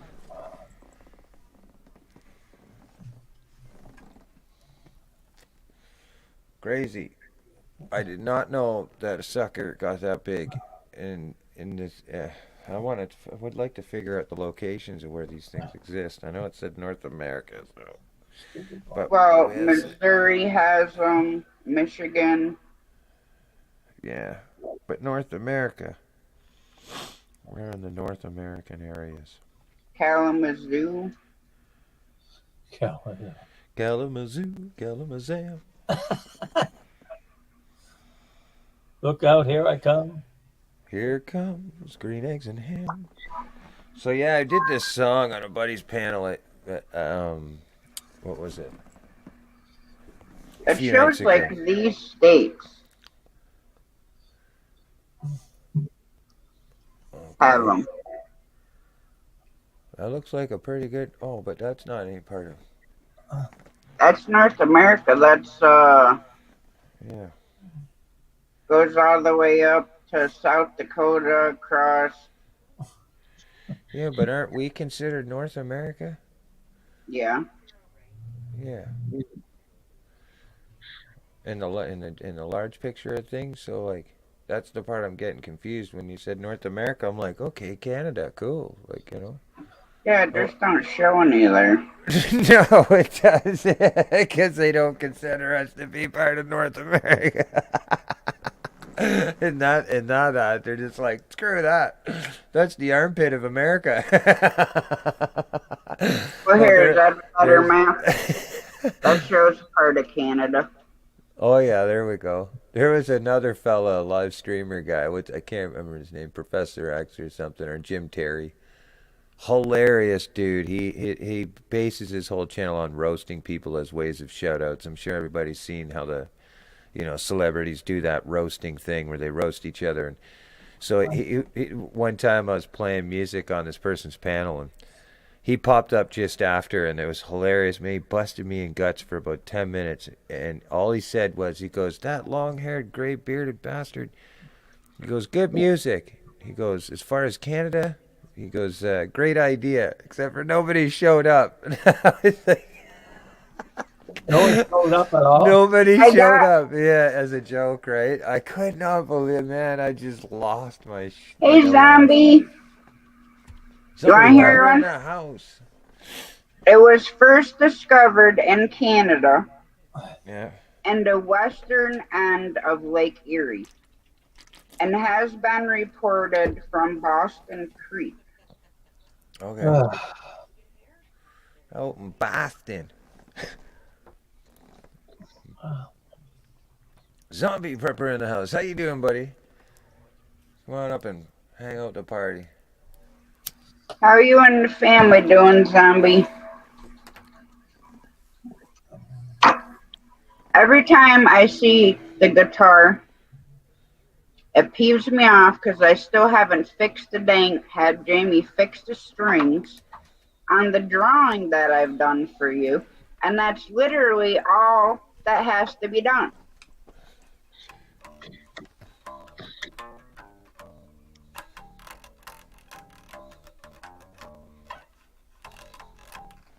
I was afraid of playing around with this bass and it's just killing my fingers, but I don't know what it is. I've been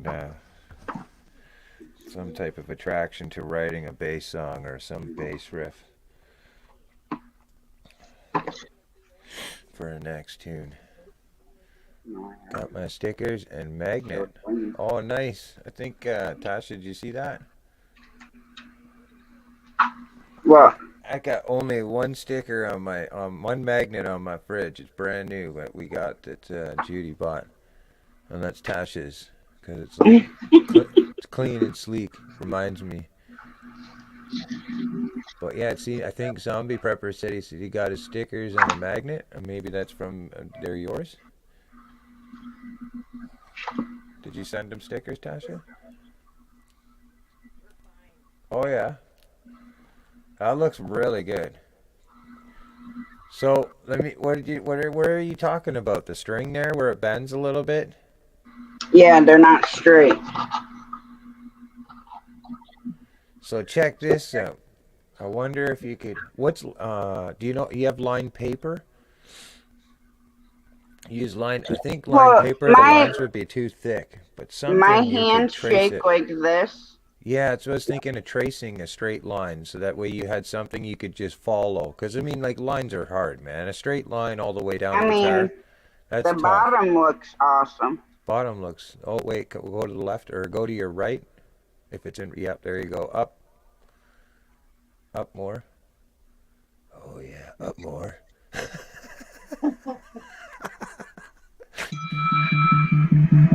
Whoa. Somebody is getting excited there. That's really good. I like the shading. I really like the way that you created a what's the word I'm looking for? Concave, I think, or contour, you know? The way But I the still gotta guitar would add bend. some details to it after I have her fix the strings.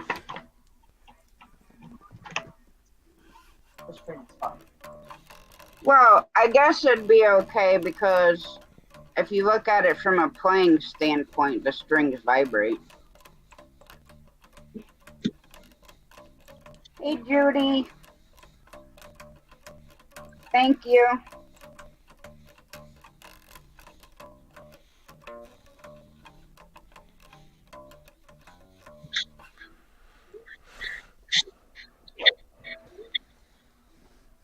But yeah, I'm gonna add some personal details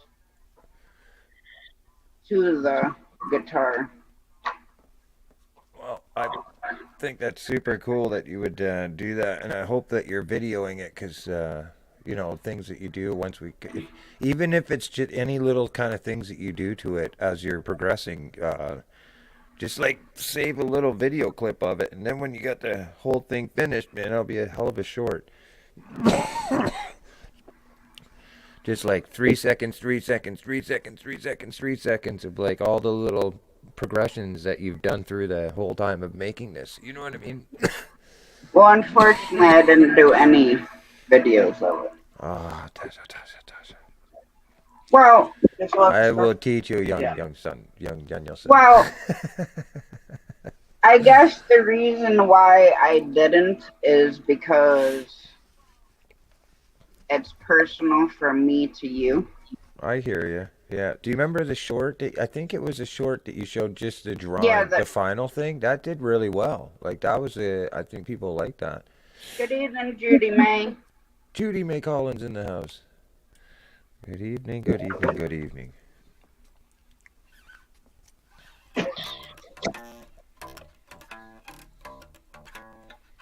But no, it'll be a little bit, like I said, I'm going to add stuff to the guitar and then around the guitar.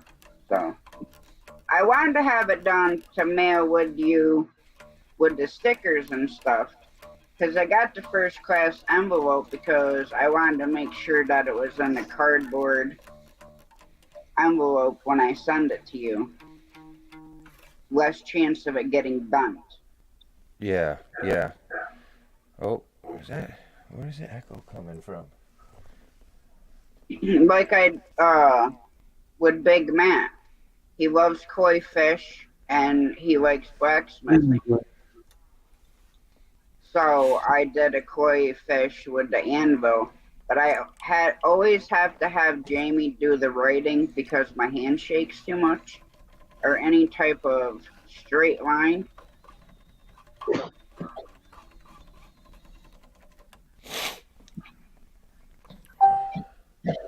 Judy, Mrs. Wayne and Dan, good evening. I was thinking, what I was trying to think of was line paper would be too thick because of lines, but Yeah, just that straight line of like the blue on a line paper, you could hold it. I don't know if you have, you maybe to a window. This is a trick I used to do when I used to draw, was especially for straight lines. Just straight, would be like a piece of line paper, and then I'd put my drawing over top of that on a window or with light behind on a table with the light underneath yeah. it. And it would just allow me to do a really long straight line, because anytime I would draw guitars, I'm telling you, like, it was very much similar to the situation with you. Like the whole circle and the oval patterns and the whole movement to the neck is great. Even the head, the head of the guitar with the keys and stuff I could get. But the moment I got to the neck and I had to do this really long straight line like 6 times, Who's a ruler? I was like, what the fuck? Yeah, I didn't think about that because Jamie has a light box Yeah. where you can trace stuff. Yeah, nobody's gonna be like, oh my god, like, did she trace the neck of the guitar? No one's gonna ever be picking that one out. But and anybody that would, I'd be like, okay, do me a favor. It's kind of like, the whole sobriety test. It'd be like, hey, give me a complete straight line for 20 inches or whatever it might be on a piece of paper. Did I ever I would show say it's tough. you It's really one tough. of the pictures that Jamie did? I'm not sure, and because Hang of on. my excessive cannabis use at times, my memory can be very joggy. Hang on, I'll so- show you one. I just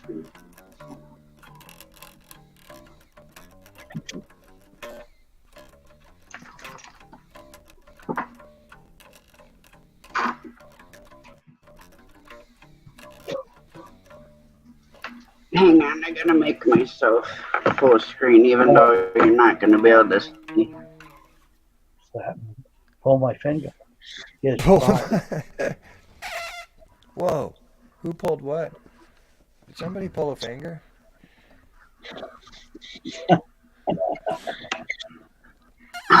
This stupid thing. I hate the new way this does this. Alright, Oh, wow. Okay, so tilt it just a little bit to one side or the other, and you'll get rid of that glare. Like, yeah, like that or something. That looks really good. That looks really cool. Now, Jamie drew that? yes. Wow. 20-some years ago. 20-some years ago. Wow. That's But cool. yeah, she's got 2 of them. One's I can't access right now. But it's a little dusty. So I used to know a friend, okay? She was an artist. I knew her for a lot of years growing up in my teenage years. And of course, at that time, 16 to 20, I wasn't really playing a lot of guitar until my 20s when I started playing in clubs. But Over here. growing up, she would keep all her drawings. And I mean, like, when she showed me the stuff that she had, it would be in little boxes, to keep the paper straight, right? And her drawings would be in these not vapor, but plastic. What do you call them? The I want to use the portfolio. word. Well, I want to use the word saran wrap, but it's not. It's like big, huge. They're almost like portfolios, see-through folders that you can put your paper Yep. in to keep them straight and preserve them. And she had drawings from like that her parents had kept, from her, literally from like 5, 6, 7 years old. Like stuff that was her first stick man kind of stuff. It was crazy that she had that much stuff. But the point is what she used to do is all of her drawings, as she started picking up on things and good things, she would keep them in this portfolio things of her like really good work. And she would, anytime tattoo artists and tattoo shops would pop up, you know, or she would take a drive and just go to another city or whatever, she would bring her portfolio in and she would show these drawings, and she started end up getting people that would buy her work. And so it became something that she liked to do because she was, you know, she loved drawing. And she ended up having her work like all over these tattoo places, all over in North Region, Toronto, and stuff like this, and even some of the Northumberland County or whatever. And I'm talking Canada, of course. But like in these little tattoo shops and everything in Toronto and everything, she had her work in there as, like, you know, like in this case with Jamie, that Indian drawing. Like, I would be pretty almost certain that somebody would pick that and be like, you know, on the Aboriginal side of things, and would like that as some type of drawing, you know, or a tattoo. And it's, I don't know, like, but my point to that was her overall reason for doing that was that, like, her work would carry on, you know, people would be inspired by this drawing, this illustration. So, I mean, that Indian drawing is pretty neat, like. I was in a Aboriginal family for about 2.5 years when I was 13 till just almost turned 15 as a foster parent. So I learned quite a bit.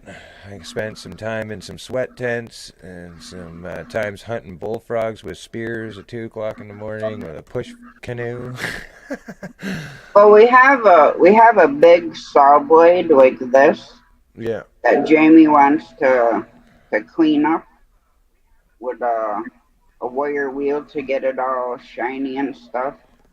And she wants to do some sort of mural on there for my aunt. Yeah, that one's a pain in the butt. Well, we'll hang it somewhere else then. Just going to See that one? I was. This one's my favorite. Hang on, I'm gonna show you the other one. I made her get it down. You know.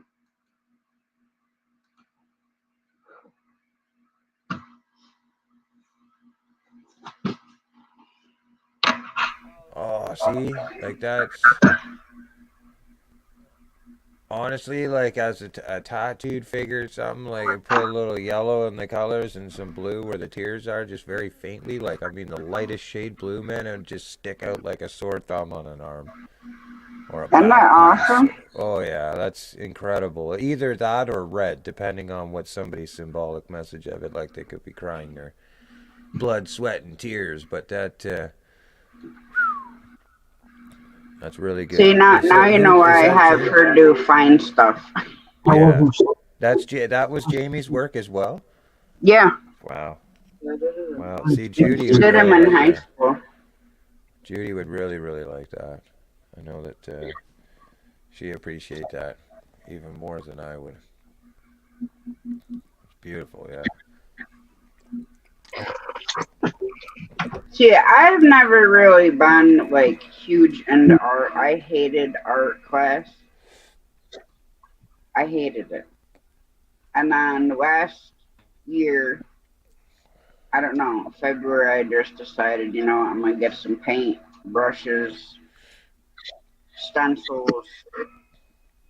Yeah. Well, I think once it's, you know, life starts simpling out again, you know, and gets a little bit more simple, we find ways that, you know, to find, you know what I'm getting at there. Like, we'll find ways to entertain in that simplicity of it all. And it's kind of, it's, you know, I would say embrace and utilize that type of initiative and stuff, because, you know, as life is slowing down, we can definitely define on some of our strengths and make the best of it before our departure, so to speak.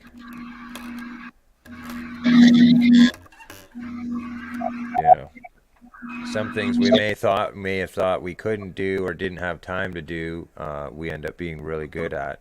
But one thing that's super cool about the human species, so to speak, is like we never stop wanting to do things. Like, we're naturally proactive creatures, and so, you know, the ability or the desire to want to learn something, even if it's just in our own terms, we never stop doing that, I don't think, until the day, or, No. you know, we always want to do something that makes the brain think or develop or create or whatever the case may be. That's kind of the strength of being a human. Oh, you like that fly, eh, little bastard? Yep. I don't know what's going on or who's listening to what, but there's definitely a really crazy echo or something. I don't have anything on.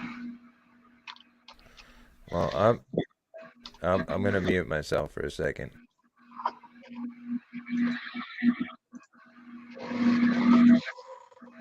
No, I still hear it.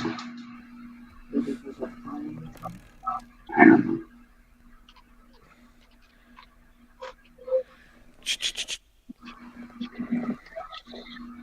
I don't know. It's a back feed on some. It could be my end. I don't know.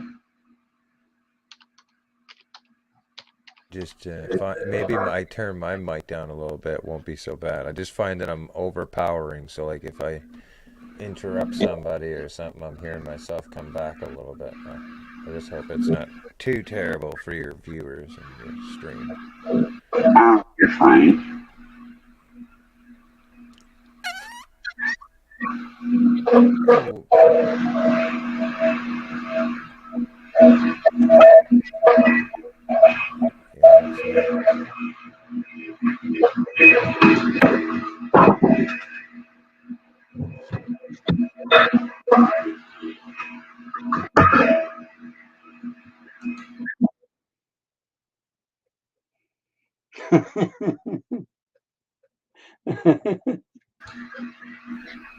Okay. Can I get another twisted tea, honey? I think it's on my end. Yeah, it's okay. It's all right. I'm not sure if you're listening through on your phone or something, but I could hear. Are you just using your computer as the microphone through the? Yes. Okay. So, do you have echo cancellation on StreamYard? I think so. Let me double check. Yeah, echo cancellation's on. Okay. All right. All right. Let me see something. Let's see if I change my person.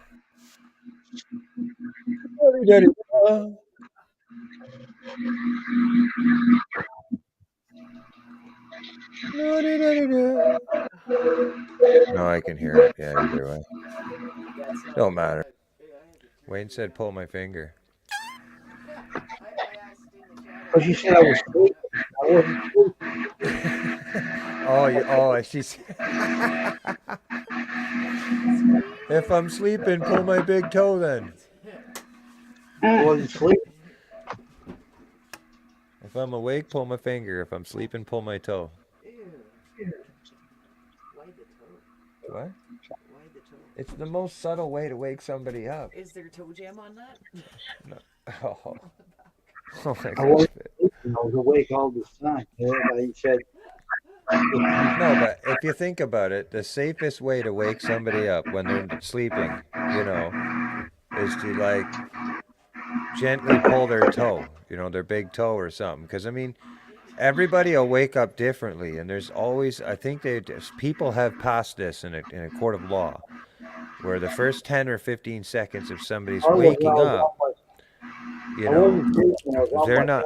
Yeah, of course, I know it. That's okay, man. We're just joking with you, but you know, the first 10, 15 seconds of somebody waking up, they're not actually responsible in a sense to their actions. You know, somebody could be coming out of a dream or something crazy like this. So, yeah, I would think the best and safest way to wake somebody up is to gently pull their big toe. I'm just saying. You know, you're out of any type of physical contact. And...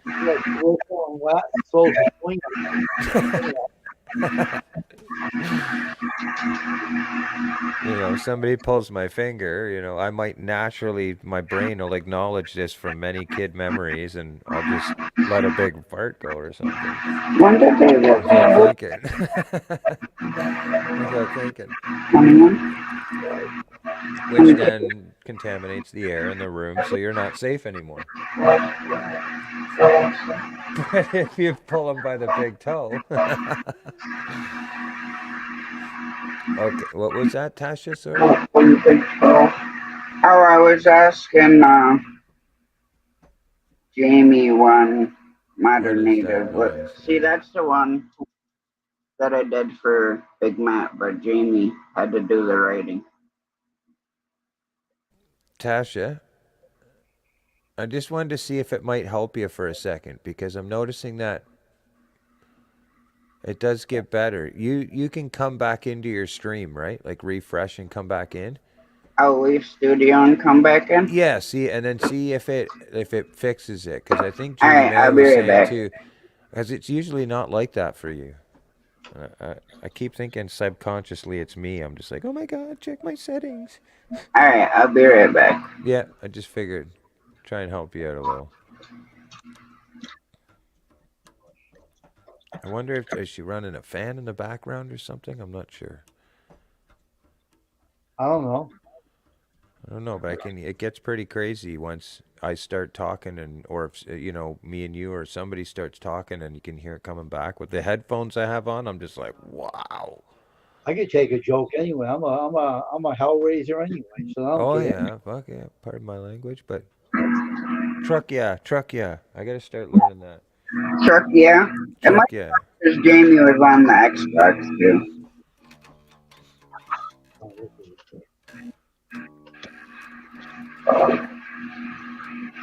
Well, I thought I took pictures of that staff that I made for James.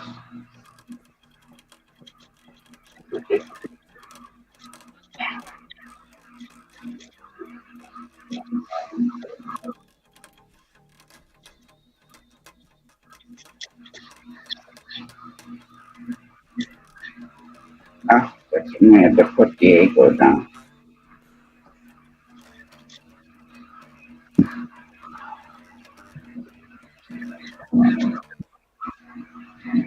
See, one thing I wish that I could do, my cousin does it. Good morning, guys. How you doing? He is a chainsaw artist. He makes all these huge sculptures like bears, deer. He's got this one that's super long that's got like 3 bears on it. Mm-hmm. And he does the one standing up. I mean, they're amazing. But I love going to the logging show and watching those too.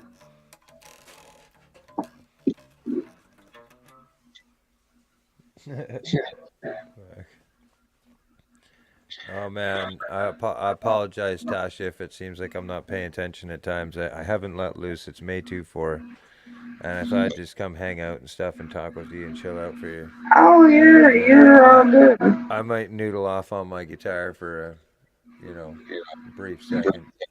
Oh, you're good, Rich. I just don't have any amp going on or anything like that, so that people can still talk, and I'm hoping that if I happen to be noodling around in some cover song, that it's not nearly loud enough when people are talking, that YouTube can be like, "No, we want our piece of the pie." Oh, you're fine. What? I don't know if YouTube could pick up the fact that you're cooking chicken and want a piece of that revenue. Of course, cook chicken. They don't get none my chicken. You ain't touching my chicken. It just so happens that we were talking about. Here's your favorite video, Wayne. Oh, you get the call.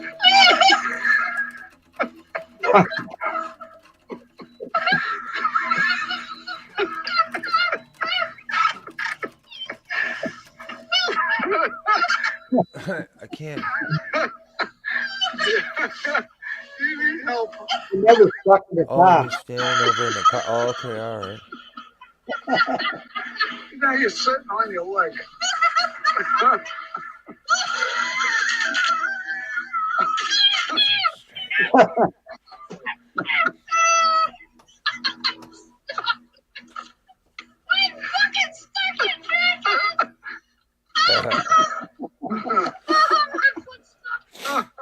I know. I can't get it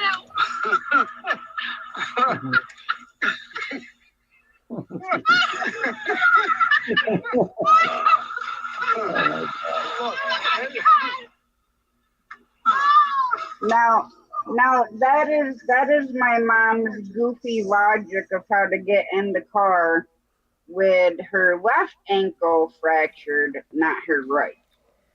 So all of us still trying to figure out why she got in the car that way, considering she could have just slid her butt in.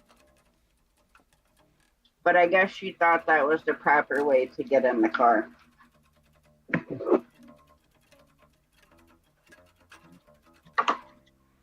Actually, I think I still have that video on here.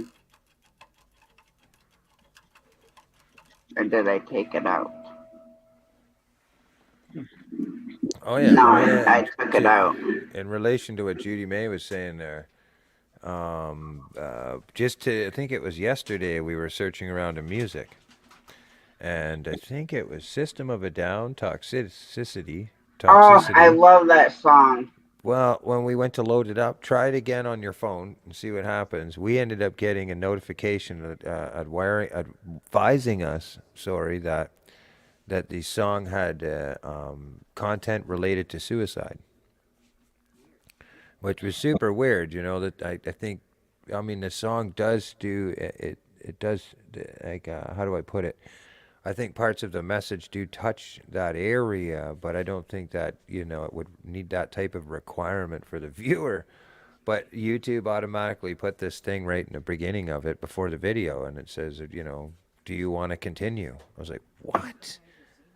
I'm like, so, like, the AI is like getting crazy, man. The whole, how do you put it?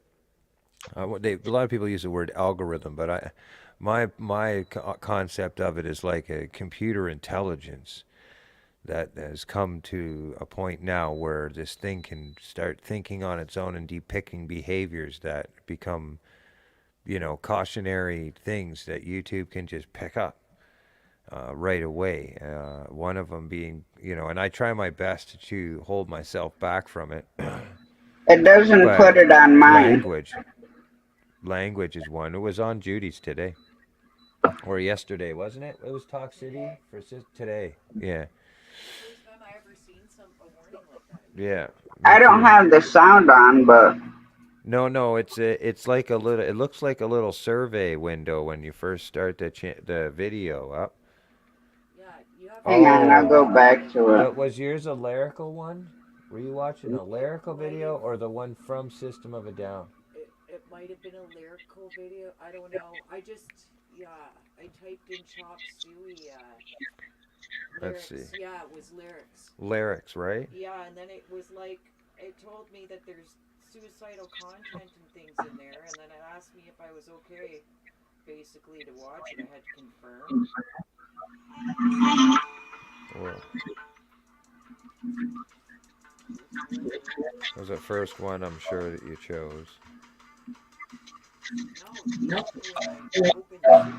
No, I'm talking about the video you picked during the... No, it didn't do for me there either. I was right beside her. I seen it for myself.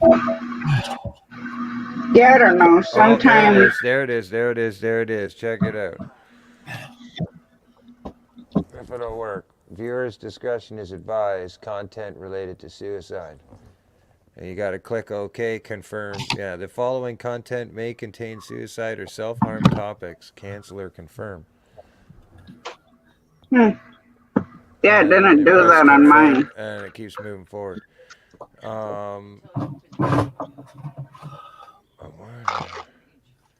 What are you talking Okay, about? check My this legs out. in the car. It's actually somebody's video from 15 years ago. Chop Suey System of a Down lyrics from like this blues dude. But it's a lyrical video. It's not from the System of a Down. Like it's not an actual from them. So I'm not sure why it picks it up on this person's thing. The video's from 15 years ago. Oh. But if you title it Chop Suey System of a Down lyrics, as soon as you start it, it brings up the content ID, and it won't even let you play the video. Gross now. Pretty crazy. I'm just like, that's pretty nuts that it's getting to that point. Yeah, I don't know. The other thing is this whole C11 thing that they've been warning us about and everything. When you see you going and floating around YouTube and scanning around, you'll see they sometimes that warning comes on the bottom of the, especially on computers. Boy, you can notice a difference now when you post a video out there. When it comes to the overall push, you know, that YouTube will give you when it comes to posting videos, it's definitely changing. The one mine video is through was high quality remasters. And this was System of a Down Toxicity Remastered 2021. Yeah. So 1 million views, and it says a year ago. No, put System of a Down Toxicity lyrics, and it should be from a blues hockey guy. System of a Down, Chop Suey. Yeah. Chop Suey, and then put lyrics. And it'll be the second video down.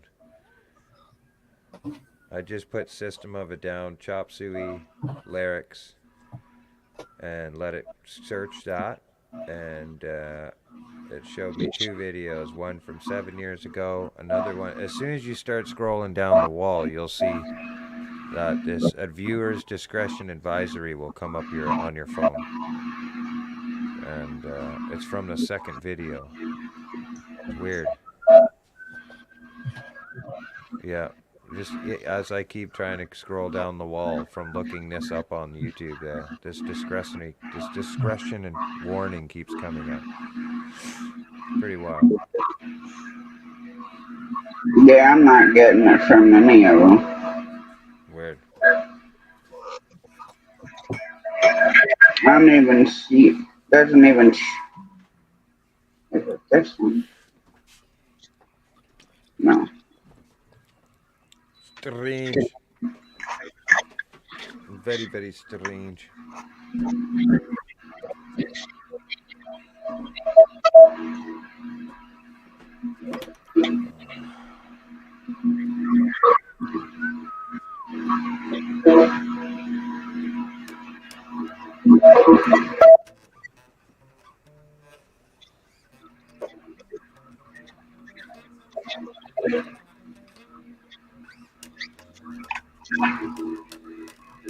There's a girl on here from 2 years ago that does the drum cover for them.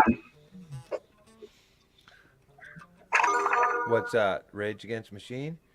No, System of a Down Toxicity. Oh, System of a Down. Oh, of course. Yeah. Oh, sorry. That's what I was sitting here playing Rage, and I thought for some reason you might have heard it. Good.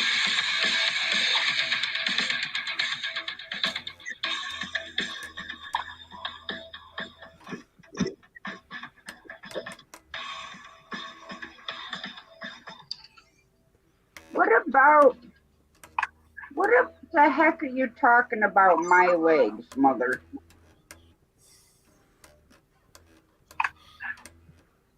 Ooh. I don't even want to know what you're talking about my legs in the car. I have no idea what you're talking about. You were showing the video of her, was it her getting into the car or trying to get out of the car or something?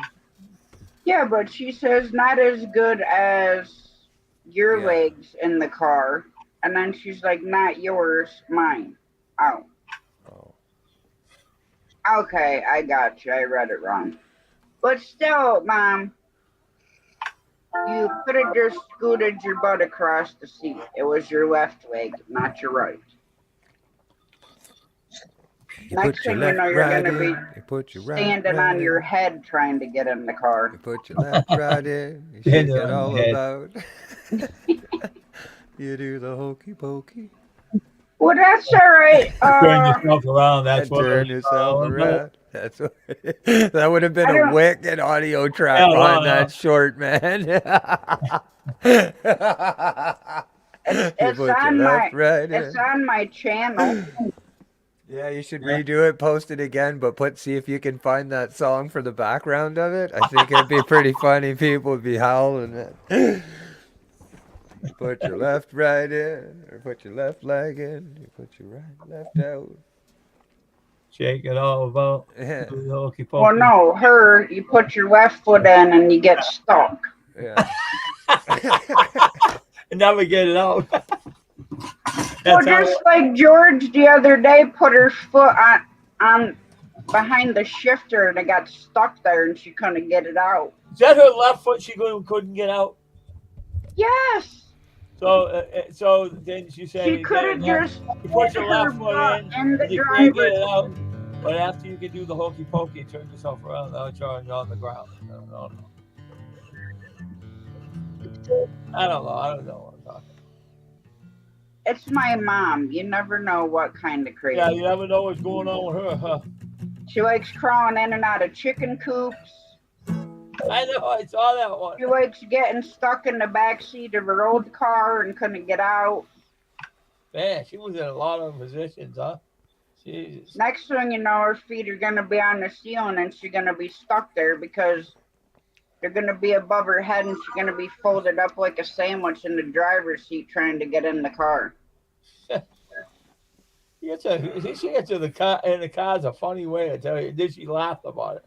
Help me, get me out. Ah!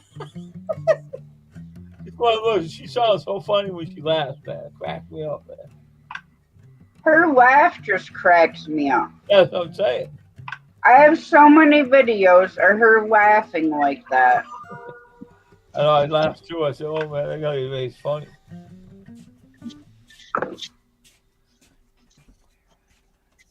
Yeah, she put it when she does something, right? That's okay. She's laughing, Tasha.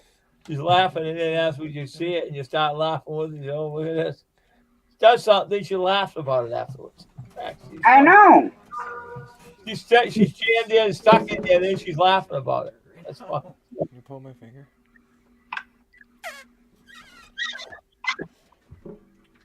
That was pretty bad.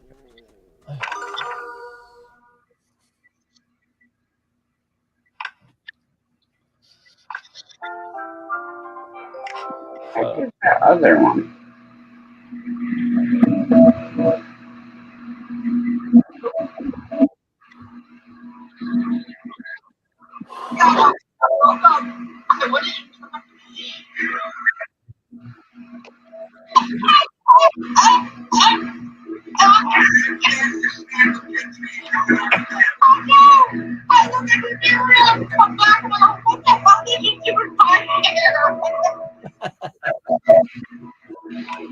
I'm trying to find that other one. But yeah, see, she likes to climb in and out of chicken doors. Yeah. She had to make sure the turkeys were going to fit. Climbed it out of it. That's crazy. She'd do anything for attention, right? To make you all everybody laugh. I could video call her right now Yeah. and put one of them filters on and she'd start laughing. I know, she laughs at everything, huh?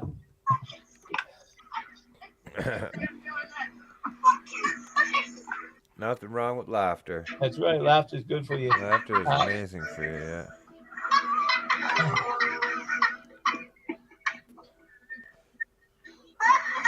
My tongue smells like fish.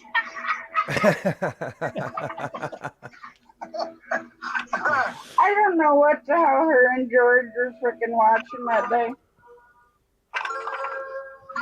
Oh, and this one was recently. I could just see little Laura pissing herself. Trying to take pictures and videotaping it.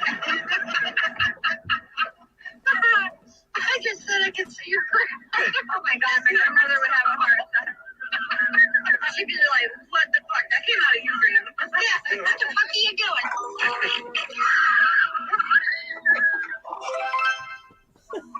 Sweetheart, you want She's to come such say a hi? jackass. It's funny.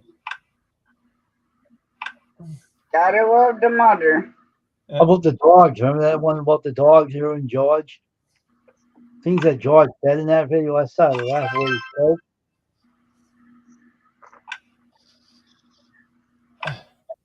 I was trying to see if he sent me that other video over.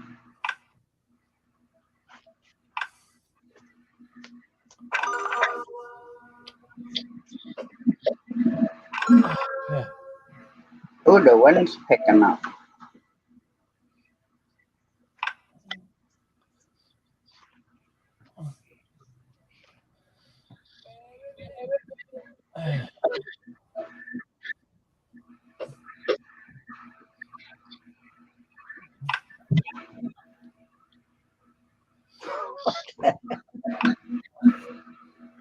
Look at Rick. He's blinking.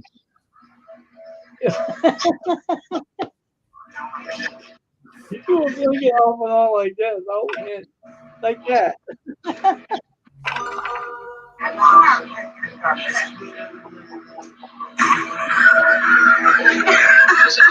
L'Oreal.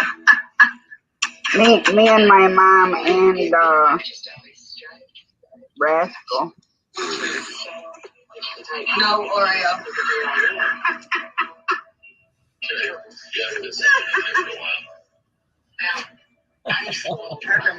Talk about the dog James George. You know, dumping all over here. Spread my yeggs for you, man. Hi, Judy.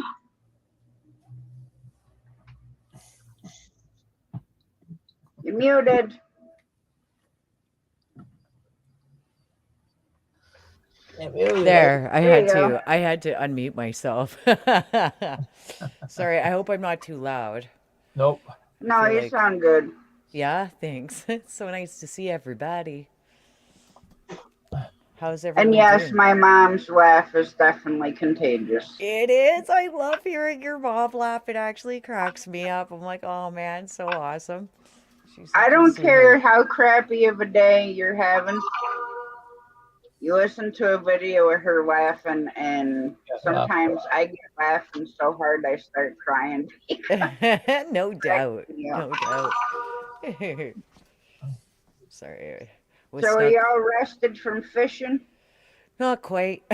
The dog kept me up last night because she's not used to all the new sounds around here and everything. And the fireworks like set her right off. Well, then there's, big storms here with torrential rain. And, she's used to being in a house that's like sound well insulated. You know what I mean? Yeah. And she could hear the coons outside. They trashed our garbage can. So, yeah, it was quite the evening to say the least. I feel a little less for wear, you know what I mean? But yeah, it's still trying to get recuperated. It takes way a little bit longer than most people because of my immune system, and I'm still trying to work through Lyme's disease and stuff. So yeah, it gets a little crazy once in a while. I'm sure you can relate. And then there's like Oh, yeah. pain days. I know you know those ones for real. Like, and yeah. So, but I'm getting there.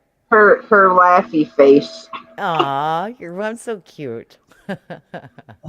Much love, Mother Hen.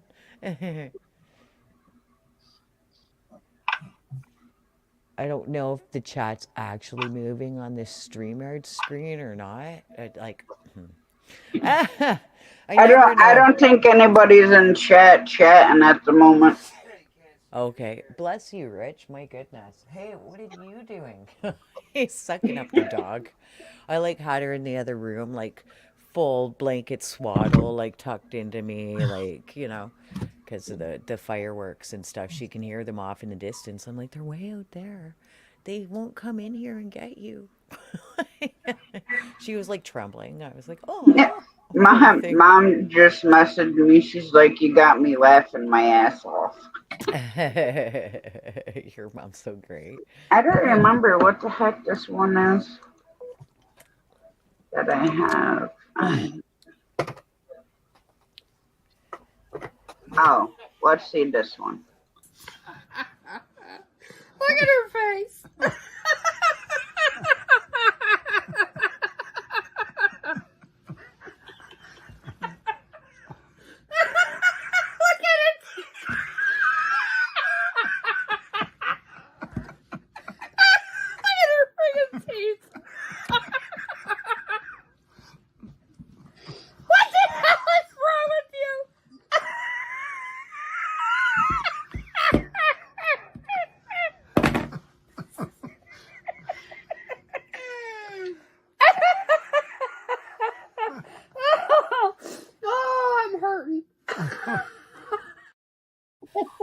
Your mom's awesome. That's what I do when I video chatter. Is while I'm waiting for her to answer, I'll put one of them goofy filters on. So as soon as she answers, she sees that and she starts laughing. And then George normally records her and then sends it to me. Oh, I love it. I love it. Like my face hurts from laughing. Like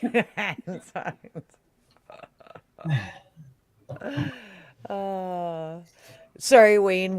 I was just poking fun at you in the chat there because I seen you like tell Judy May to pull your finger. So I was like, is that what woke you up, Wayne? I wasn't sleeping. I was on my phone texting my girlfriend. Oh.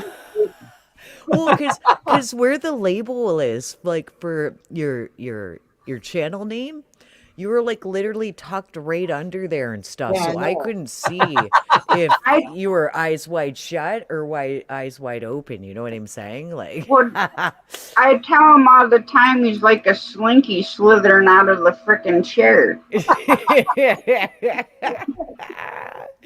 And then one time I like clued into here on Tasha's here, and Wayne was reading a book, and I'm like, are we bothering him, or how good is that book? Like, I want to know what that book is that he can't put down, right? Oh, I forget what book you were reading that night. Yeah, he could not put it down. I was like, okay, maybe I should actually like get this book and read it. Like, what book is it, Wayne? Oh my goodness. Love you too, Mom. Rich is joking around. He's like, it was 50 Shades of Grey.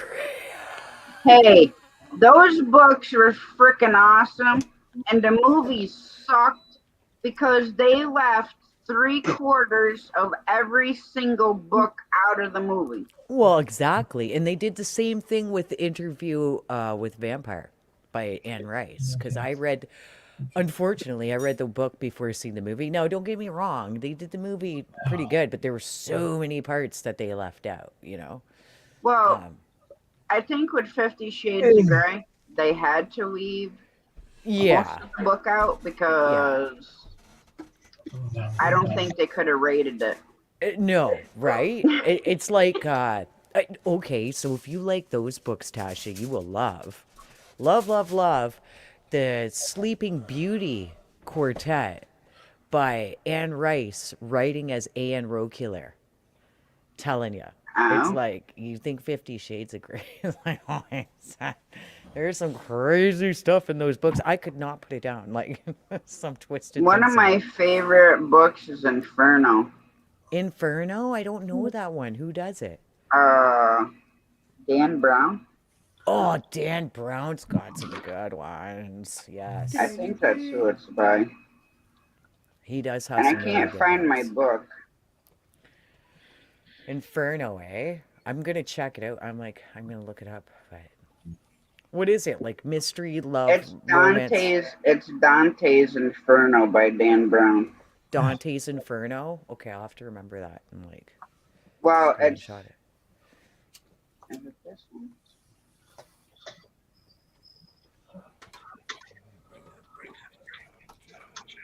Yeah, it's this one. The Da Vinci Code, Dan Brown, Inferno. Okay, Dan Brown Inferno. Okay, cool. Because he did a Da Vinci Code too. But that Yes. book is thick. Yeah. I read it in like 3 days. Oh wow. Like Tommy Knockers by Stephen King. Remember how Yeah, big you that book can't. was? Like, And the funny thing is, Yeah. with Stephen King, right? You can read the book and know exactly what's going on. Yeah. But then when exactly. you watch the movie, it's like, what the hell? I know. I'm like, I wish they would read the book privately and then release the movie on the book first and then let us read the book after. Because, if hey, here's all the details you missed. Ta-da! Like, you know what Yeah, I mean? because then it like a lot of Stephen King's, I've read the books, Me too. Yeah. and Big then fan. like, oh, I scroll across one of the movies, that's based on the book, Yeah. and it's like, now Da Vinci Code, that movie's just as good as the book. That was so well done. I agree. Yeah. It's completely well done. Yeah. Oh, and The Stand, like, I mean, you're always going to miss stuff from the book via the movie, but they had like a mini series done on The Stand by Stephen King, and that was actually played out pretty well via the movie, considering, But, Yeah, oh yeah. and just like the movie It. Yeah. Now I've read the book and watched the movie. Now the first one and the book is good. Granted, yeah, a little bit here and there is Yeah. missing from the book, Yeah. but nothing like half of the movies now. Yeah. Yeah. I completely agree. Yeah. Yeah, I know. I'm like, oh, I wish I didn't read that book before watching this. Like, what the heck was that? The movies To Kill a Mockingbird. To Kill a Mockingbird. With the girl, would they have to fight to survive? And they had like the 3 movies, but they had the books too. Yes. Hunger Games. The Hunger Games. That's right. That's right. Those movies were pretty good. Yeah. I didn't read the book though on those ones. Like So, I mean, did you read the book for those ones, Tasha? Yeah, after. Were they comparable to the movie? I'd probably say like 95%. Okay. Yeah, Well, and- Salem's Lot's good too, Gaza. Salem's Lots, yeah. Oh, yeah. Yeah. Yeah. I know. It's like the books, when you read them, you can escape, like, it right into it. And there's so much detailing and everything else that's missed. Don't do that. Well, that's what threw me off might be with cigarette the butties. 50 Shades series, Like you're reading it and it's describing, Is there one? the room, his room. Yeah. And like you can actually like envision what this room looks like. Exactly. But then when But they then- show it on the movie, And or it's they show like- even the characters, you're like, come on. Depending who they pick to play it, like I was saying, Interview with the Vampire was pretty good, albeit some of the descriptions in the book. But they See, picked I good don't actors. think they should have used the guy that they used for the 50 Shades movie. Yeah, yeah, Like, I don't think he was the right actor to portray Christian in the books. yes, I completely agree. He with you was on that. not as like dark and mysterious as the book has him. Exactly. And I think that So he it's should have like- been even more handsome than the guy that they picked too. Like, considering, like, you know what I mean? Well, I Yeah. mean, The Rock could have played the part better, Yeah, or Vin Diesel, or yeah, somebody a little bit more ominous, like, and I mean, mysterious, like what you were Christ, saying. Yeah. Steve Austin, Stone Cold Steve Austin could have played the part You better. know, yeah, yeah. No, I totally agree. I was like, oh, they picked that guy. Like, okay, you know. I mean, I'm his great acting was, you know, all right. But I mean, yeah, completely agree. I would have picked I'm a different trying to guy. think who. Even Jason Statham, like over that guy. Yeah, You know what I mean? Like, yeah, yeah, yeah. No, we're talking about who they used to play the actor in the movie for 50 Shades of Grey. We believe that it could have been somebody better. Like, what did you do to me? there Oh, you go. hi. Nice to see you again. Hi, I'm back. Well, see, the whole thing is like,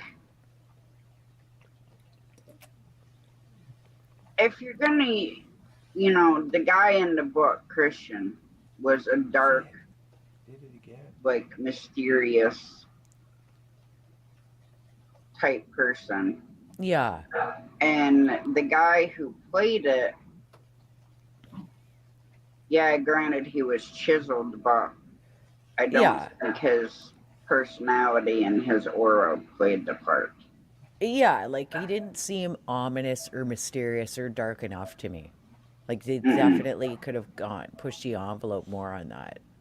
What are you doing, Rich? I'm sorry. It's so distracting. Like, I'm like, why are you messing with it? It was good this whole time when he was sitting here, and then now that I'm here, I'm like, Well, of course, now he's got to fiddle around. So now I see your hand. you know, Well, the way he just had it, all I could see was your hand and a boob.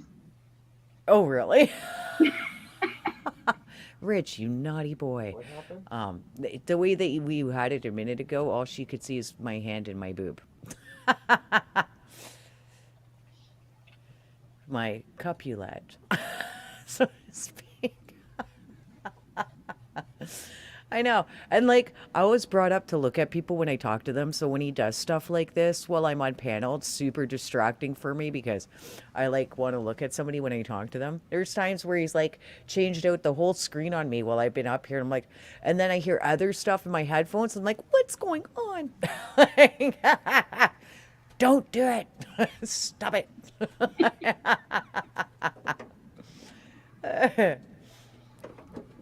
Well, I guess Babe, it could have been worse. You could have had Sasquatch running around while you're sitting there. yeah, really. Like, still the one Sasquatch video guy that he had for the OBS was hilarious. Where you open the door and it's like it's almost like you're peeping Tom, and you look in. What are you doing to me? Good Lord, love it up. I'm gonna tan his arse. I'm telling you. And then the frickin' smile. Okay, so back to my story after that short commercial break. But yeah, like, and so the one that he had to me that was the funniest is when you open the door, and it was like you were looking in, like you were peeping Tom, and the Sasquatch dude actually like covers himself, and he's like, and he runs off. Like, that one cracked me up so hard. I don't know where he has that one anymore, but I don't have Oh, he probably has it somewhere. I don't know. Whoa, you just really turned me up really loud for a second there. What is? I'm going to go deaf during this stream, apparently. Hey, John Paul, how you doing? Oh, hey, what's happening, buddy?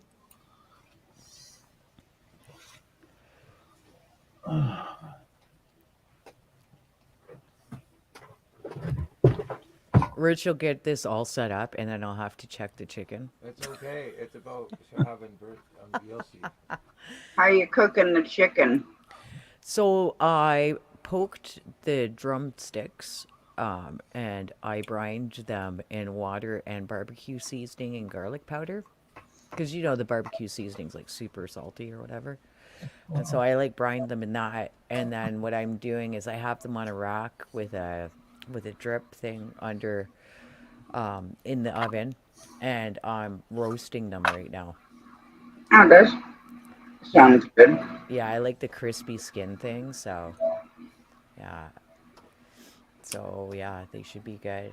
I can smell them. I'm actually pretty hungry. We during the most weirdest time of the day because we were on another panel earlier this morning, and whatnot, having some fun. And basically, like we napped. Well, because the dog kept us up all night too, right? So like we napped like at some point of the day, and then woke up at like I don't know 8 o'clock tonight. So now, like, we're on some weird schedule. I'm like, I gotta make dinner, man. Like, you know, thank God I had sides done from yesterday because I made a beef blade pot roast with gravy and roasted carrots and potatoes and onions and whatnot. So I have still those sides. So I'm just gonna toss that with the chicken legs and call it a day. Well, there you go. Yeah, oh yeah. Got double duty on that. You know what I mean? Got to double duty it sometimes. So I baking the chicken so all the juice comes out, Oh, and then I stick them because in here I cook in a toaster oven. oh, nice. So I'll bake them, and then I'll take them out of the pan and set them on the rack, and then I'll air fry them for 5 minutes. Oh, nice, nice. Yeah. Yeah, like I have one of those Ninja Foodie XL 8-quart, and it does everything. But I used it for the pot roast because it'll do beef pot roast in like half the time on it, like a fraction of the time. Oh I- yeah. Good night, I'm- Mom. Love you. Night, Mother Hen. I'll be back.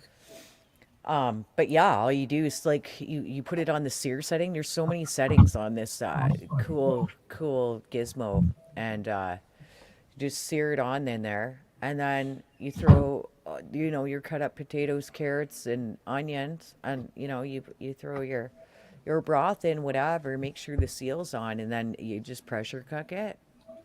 Yeah, I have an Instapot. That's the Instapot Duo air fryer. Nice, nice. So like I can bake, broil, air fry, sous vide. The one that puzzles me that I have not tried yet is you can do hard-boiled eggs in it. Get out. See, like, yeah, I don't know if I can do that in my Ninja. Maybe, because it sounds like it has all the same settings as your. Well, yeah, on the Instapot? pressure cook setting. Okay. And hard-boiled egg. Cool. But I haven't tried it yet.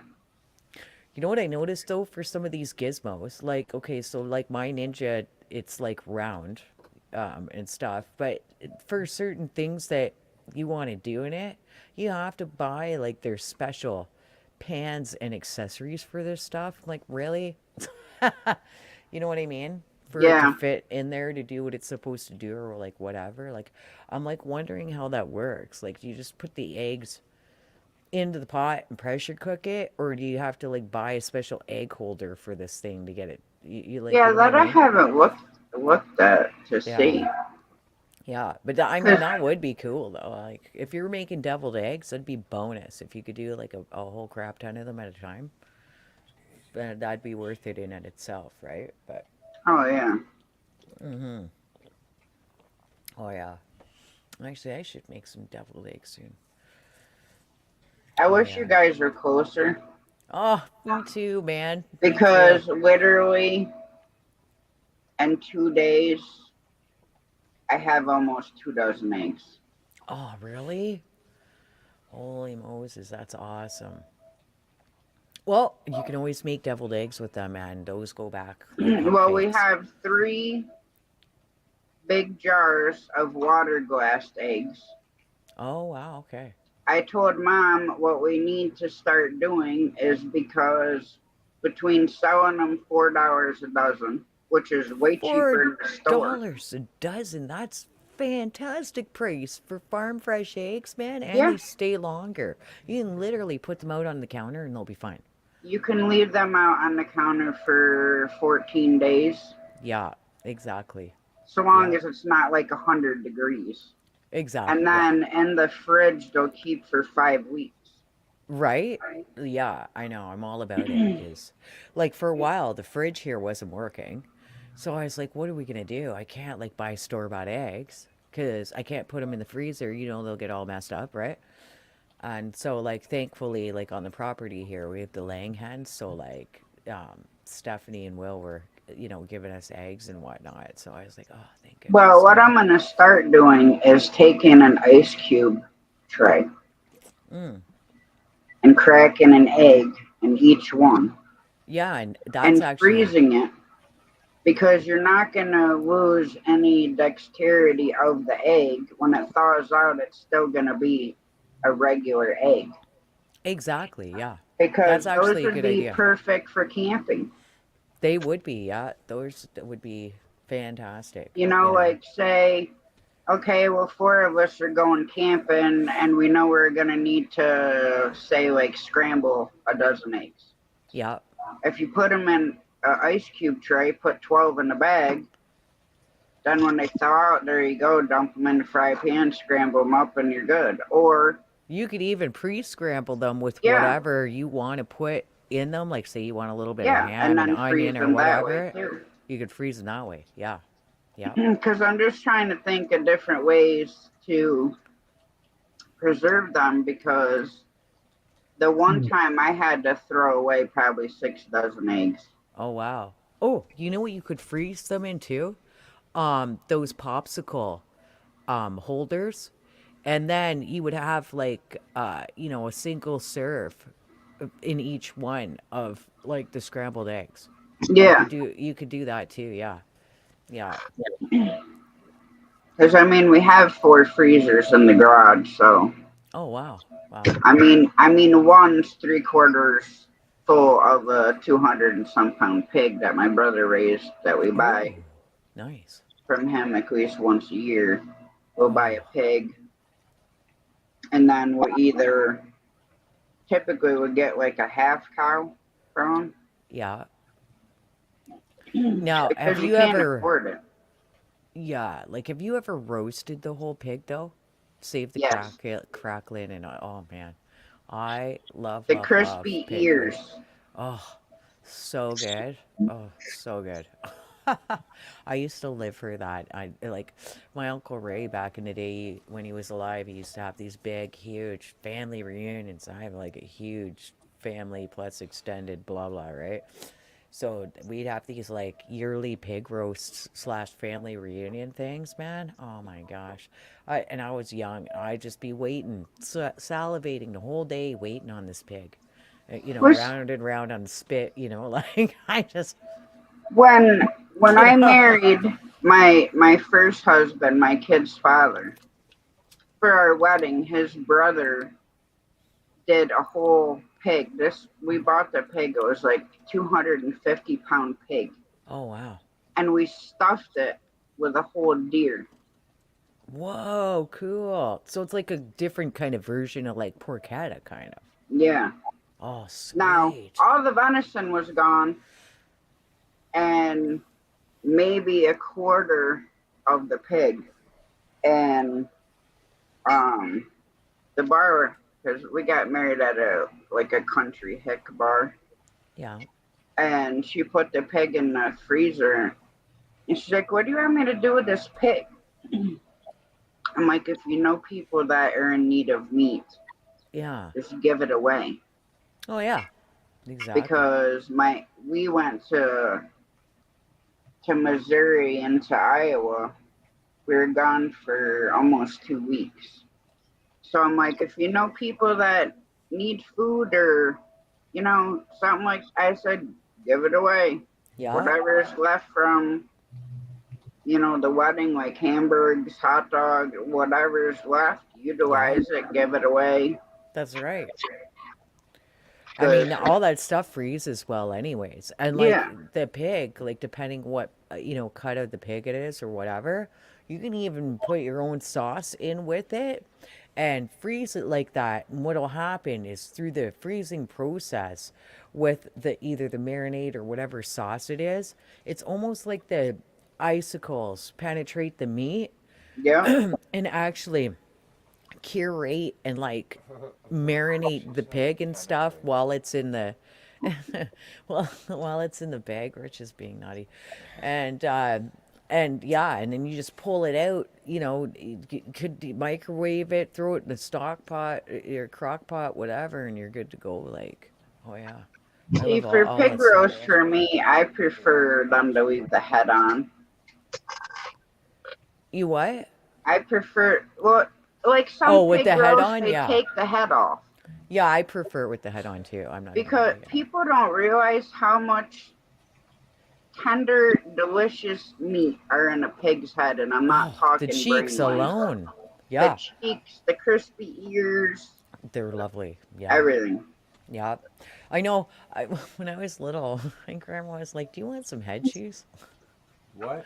I never knew what head cheese was until Oh, I I got used to older. eat that stuff. I used to eat it all the time. I loved it to bits, right? And like, it wasn't until I got older I found out what like head cheese was. I was like, oh, but whatever, it tastes good.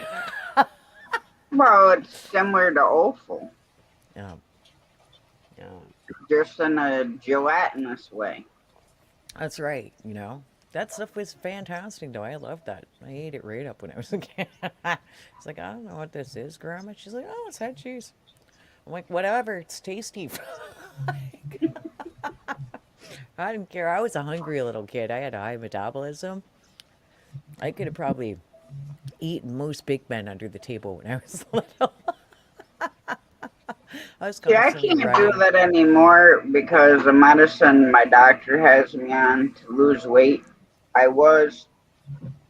It's been over No. probably about a year and a half. Yeah.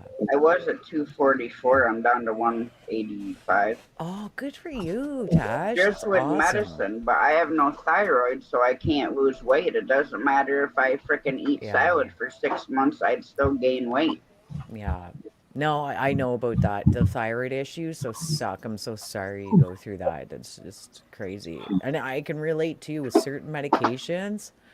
When I had my car accident and everything happened, they had me in like 15 different medications, Tasha.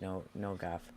And some of them would make me blow up. Some of them would give me no appetite. Like and it was like this constant roller coaster. I mean, for me, I was up to like 180 pounds, which for me, like I've been really small my whole life. So that for me, and like carrying around the extra weight that I was having at the time, it was foreign to me. I wasn't used to it. And like medication is horrible for that, but like putting weight on you or whatever, Well, see, my pain doctor for my back put me on 2 medications. The combination together, I have not had to do anything, and the weight comes off. Oh wow, that's good. I'm I like, mean, why don't doctors tell you this? they Especially don't. for Yeah. people that don't have a thyroid or have an issue with the thyroid, that can't lose the weight. But see, doctors don't want you to do that. And I'm just glad he did, because I'd still be in probably 5 times more pain than I'm normally in. Which is cool with working, because working does not hurt my back at all. Hurts my that's shoulders, good. Yeah. but it doesn't hurt my spine. Well, that's good. I mean, there's going to be pain somewhere though. Like when you're Well, working, it's because just inevitable. like when you're upstairs, the boxes come to you, and you have to scan them, dump the contents out, scan the UPC, and then you put them on these paddles, and it goes around. It's like a roller coaster, basically, and it drops them down in the chutes. So upstairs, you start throwing with one hand, and then you switch sides because they don't want you to injure your shoulder. So right, because you can get continued use injuries. Yeah. So you'll start from typically we don't even start to like 4 or something, but then you're there to like 9, but you have a break, and then after our lunch we come back at 9:30. Then we'll switch to the other side, so then you're throwing with your other arm. Wow. And downstairs it's called closing. So all the different freight comes down in the chutes we throw. pocketbooks, kids' backpacks, sunglasses, slippers, Crocs, little kids' boots, all kinds of clothes, and women's, kids. But it's all mixed and it goes around and it'll drop in whatever chute it's supposed to. So downstairs, when you're downstairs working, you're closing the boxes and you scan the chute and put that label on, and then you push it through on the conveyor. That goes upstairs to merge, right? Yeah. Goes upstairs to merge, and then it goes down other conveyors that go into the trailers. Okay. And then the boxes go to different DCs, which then are sorted out, and then they go to the different Walmart stores. Okay, so you're like stocking, shipping, receiving, stocking, boxing, shipping, receiving kind Yeah. of. Okay. Yeah, we get the receiving boxes, like Jamie works in mods. So Okay. stuff that's receiving, they sticker and put on the freight on the conveyors that come to us. Okay. Yeah. So then that all gets thrown on the paddle, and like I said, each chute goes to like a different store. Yeah. Then when they're full, you sticker them and put them on, and then they go up to merge and go wherever they're supposed to go.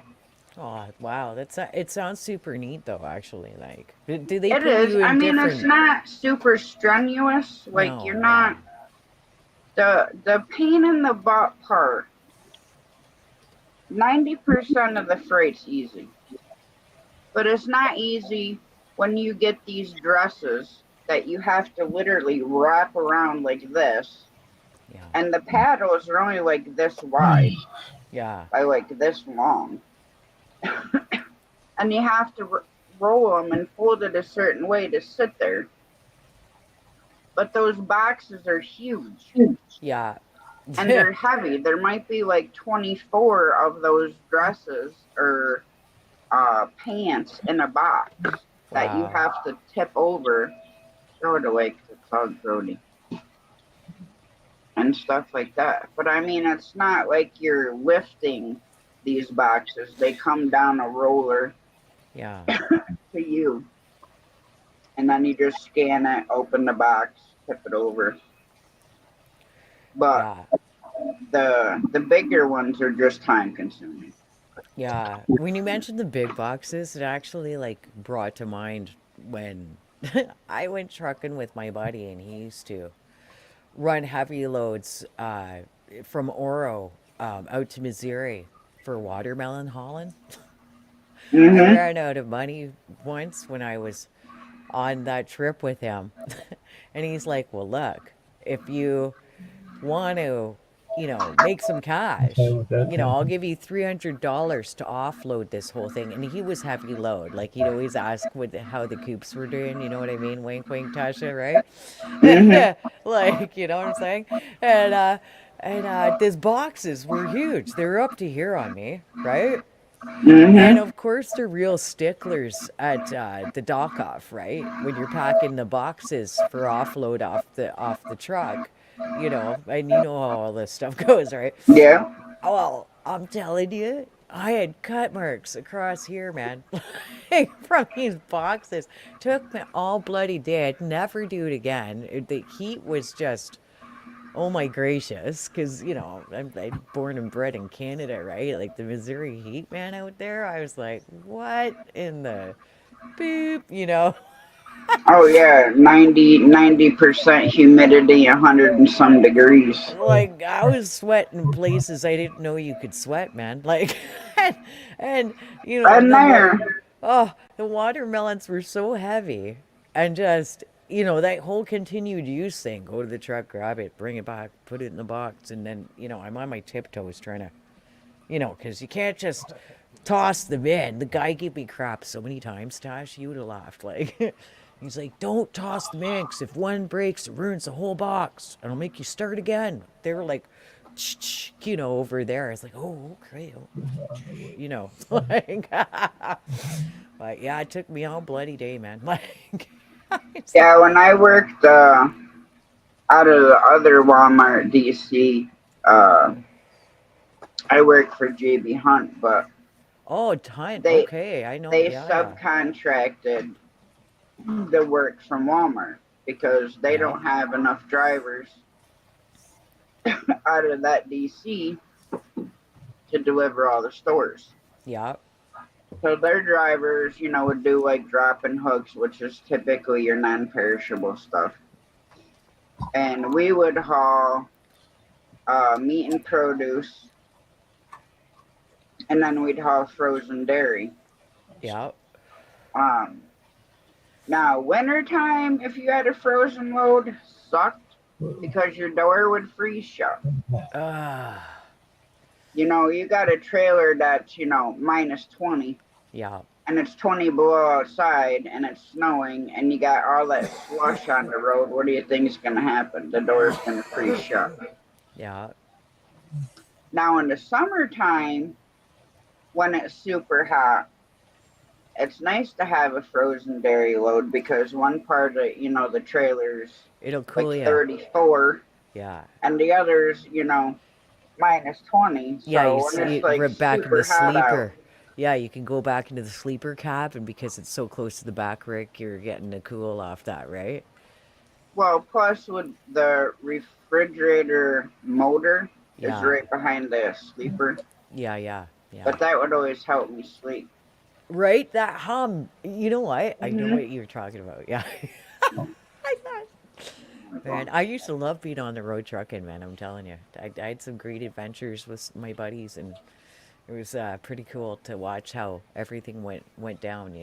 And Well, when you're a truck driver, you better love yourself, is all I gotta say. yeah, I remember actually the weird thing was with a couple of my buddies. As soon as we hit Detroit, I heard him power lock the cab and everything. And I was like, what's going on? Because I didn't know, right? So, and he's like, you don't understand.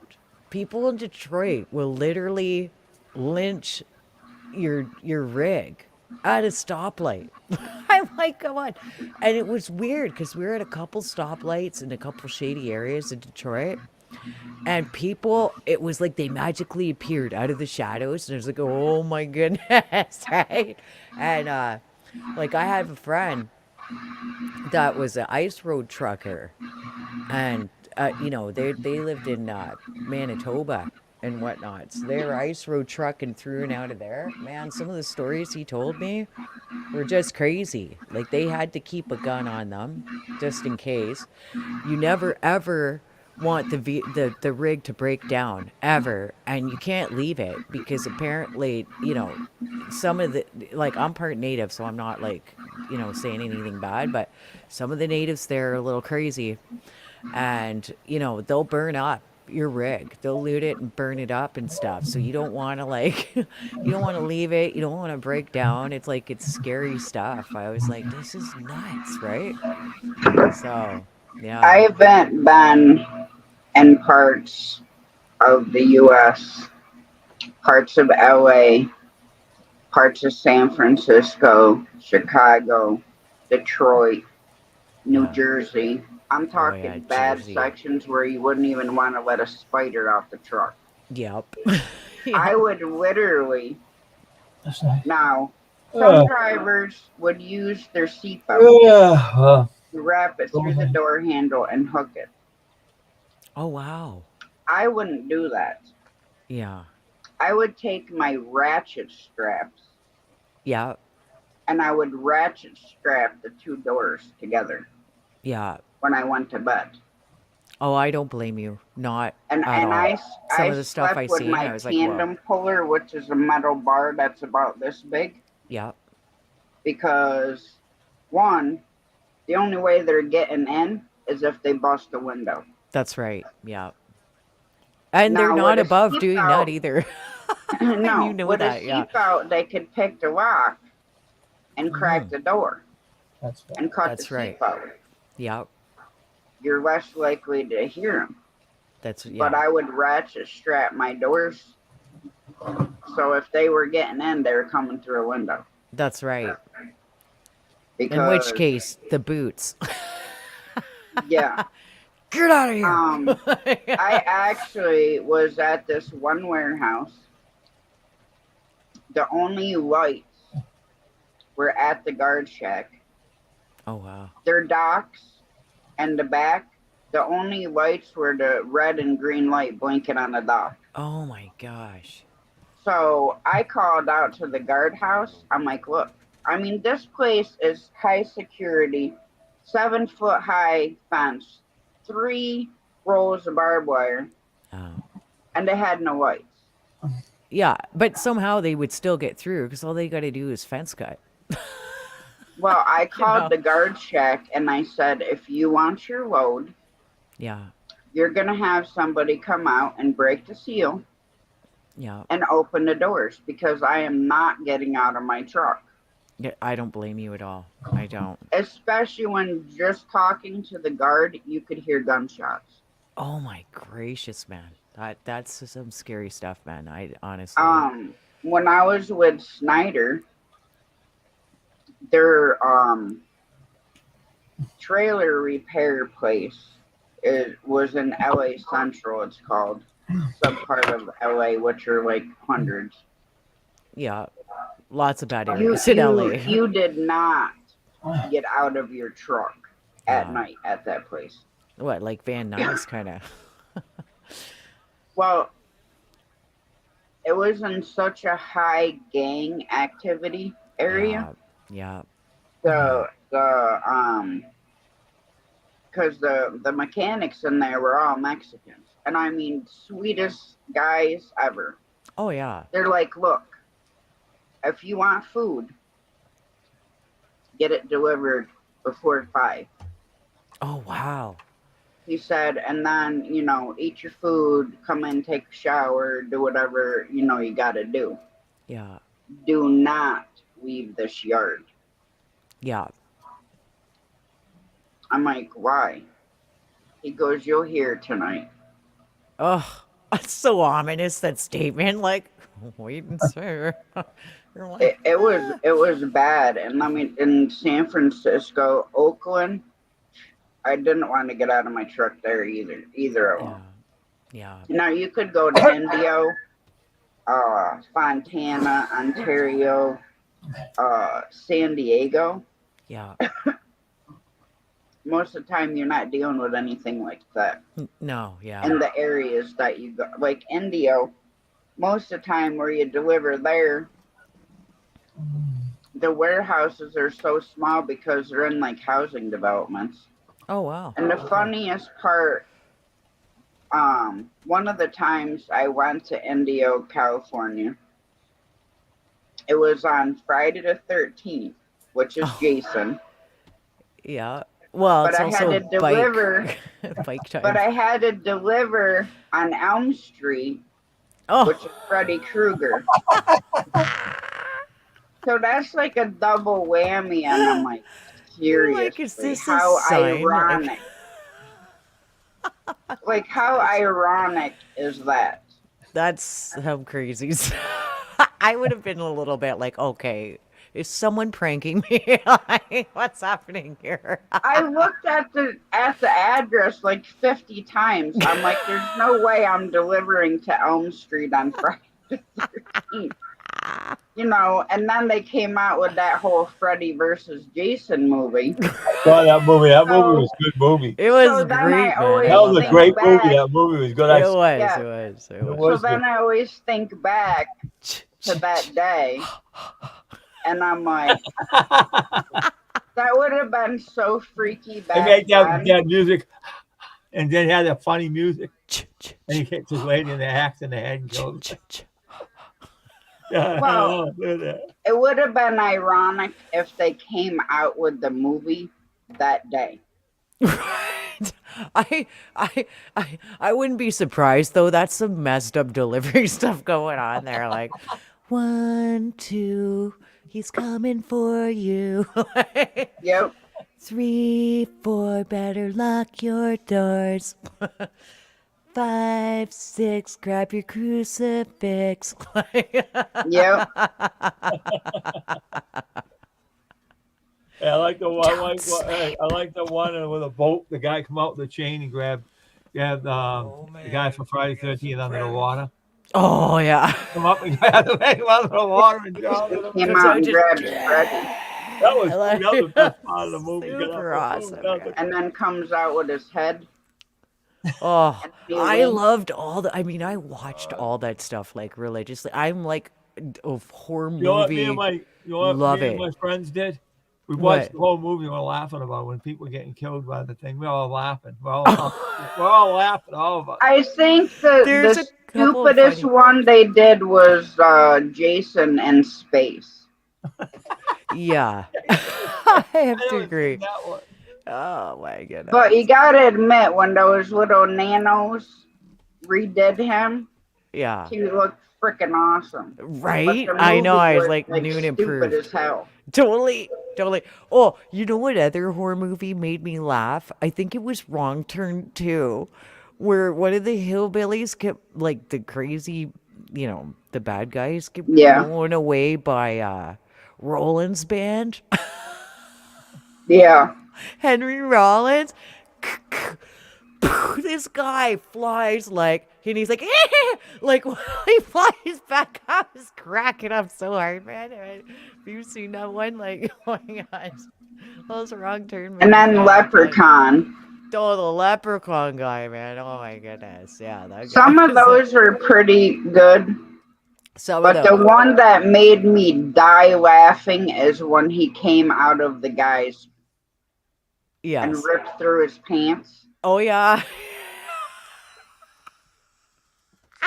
I about died laughing. I'm like, are you freaking serious right now? I know. You're like, how far are they gonna go with this? Oh, okay. Well, just like Bruce Almighty with the gang members. And the guy says, yeah, when a monkey comes out my ass. Right. And that's exactly what happens. Little butt monkey. Oh my goodness. Speaking of that, those the Army of Darkness, Dead by Dawn, like those movies with the Necronomicon and Oh, yes. Evil Dead and stuff. yeah. Yeah, the Evil Dead movies with that guy, man. There's a couple really farcy parts in there too, where I like cracked Oh, up a couple times. especially with the girl, the first one, Yeah, where she gets held down by all the vines and it's ripping her clothes off. yeah. And they pull her apart and yeah. it shows that big one. Pew! I'm like, serious. The second one, though, when he starts to lose it, or is it the second one? I can't remember. It might be. When he starts to lose it in the house for a while, and like the hand comes after him and everything, and then he starts to just laugh, like panic laughter, like just lost his mind. Ah, ha, ha. Then the freaking deer head that's on the wall starts laughing at him too. Like they all the dead things animate and they're all like cracking up at him. Like I was like, oh my god. But yeah, the one where he's got to get the book Yeah. and the he couldn't Necronomicon. remember the words. Oh yeah. And the one opens and it starts sucking his face in and it gets all Where he's like, elongated. like yeah. These movies are so great. Army of Darkness. There was the Army of Darkness, I think. Yeah, because he was trying to summon some sort of army to go against the other army or something. I can't Well, remember. he was. They told him he had to go get the book Yep. and say the words exact so he could go home. Yeah, and he tried to mumble out the words at some point, like under his breath, to see if it would notice or not, or something like. Right? And then he got the wrong book, and then it awoke the Army of Darkness. That's right. Yeah, And then that's when you screw the pooch real the bad. the twin of him came out his shoulder. Yes. And then when he broke the glass, there's all little ones of him running around. That was super creepy, actually. Yeah, it's like. Could you imagine, like, I the love that bad movie, you? though. Me too. Me too. Those Bruce ones. And man, the I'm like, witch. Oh, my God. Oh, she was Especially good. when he finally gets back to the store. Yep. and the witch shows up and he's got the double barrel shotgun. That's right. That shotgun's been like. The witch was super creepy in that too, though. Honestly, like. Yes. I love I it. have to say she's pretty much one of the creepiest witches of any of the movies. For real, yeah, for real, yeah. I love this. I love talking horror movies with everybody. Like, it's so awesome, man. And there's The nothing boys like a look good that horror right in movie. there. They're like, oh, yeah. Anyways, listen, honey, I got a friend of mine that's running a little music shindig. Oh, okay.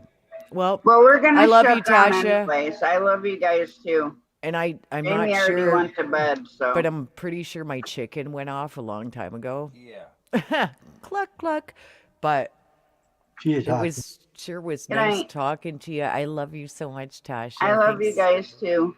Thanks for having me on. Rich, do you Oh, wanna say bye? anytime, anytime. You guys are always welcome up here, you know that. Oh, he's got his like hand going. Oh, there he is. Like, I'm watching you, Clarice. The Grunch. Or better yet, here's Johnny.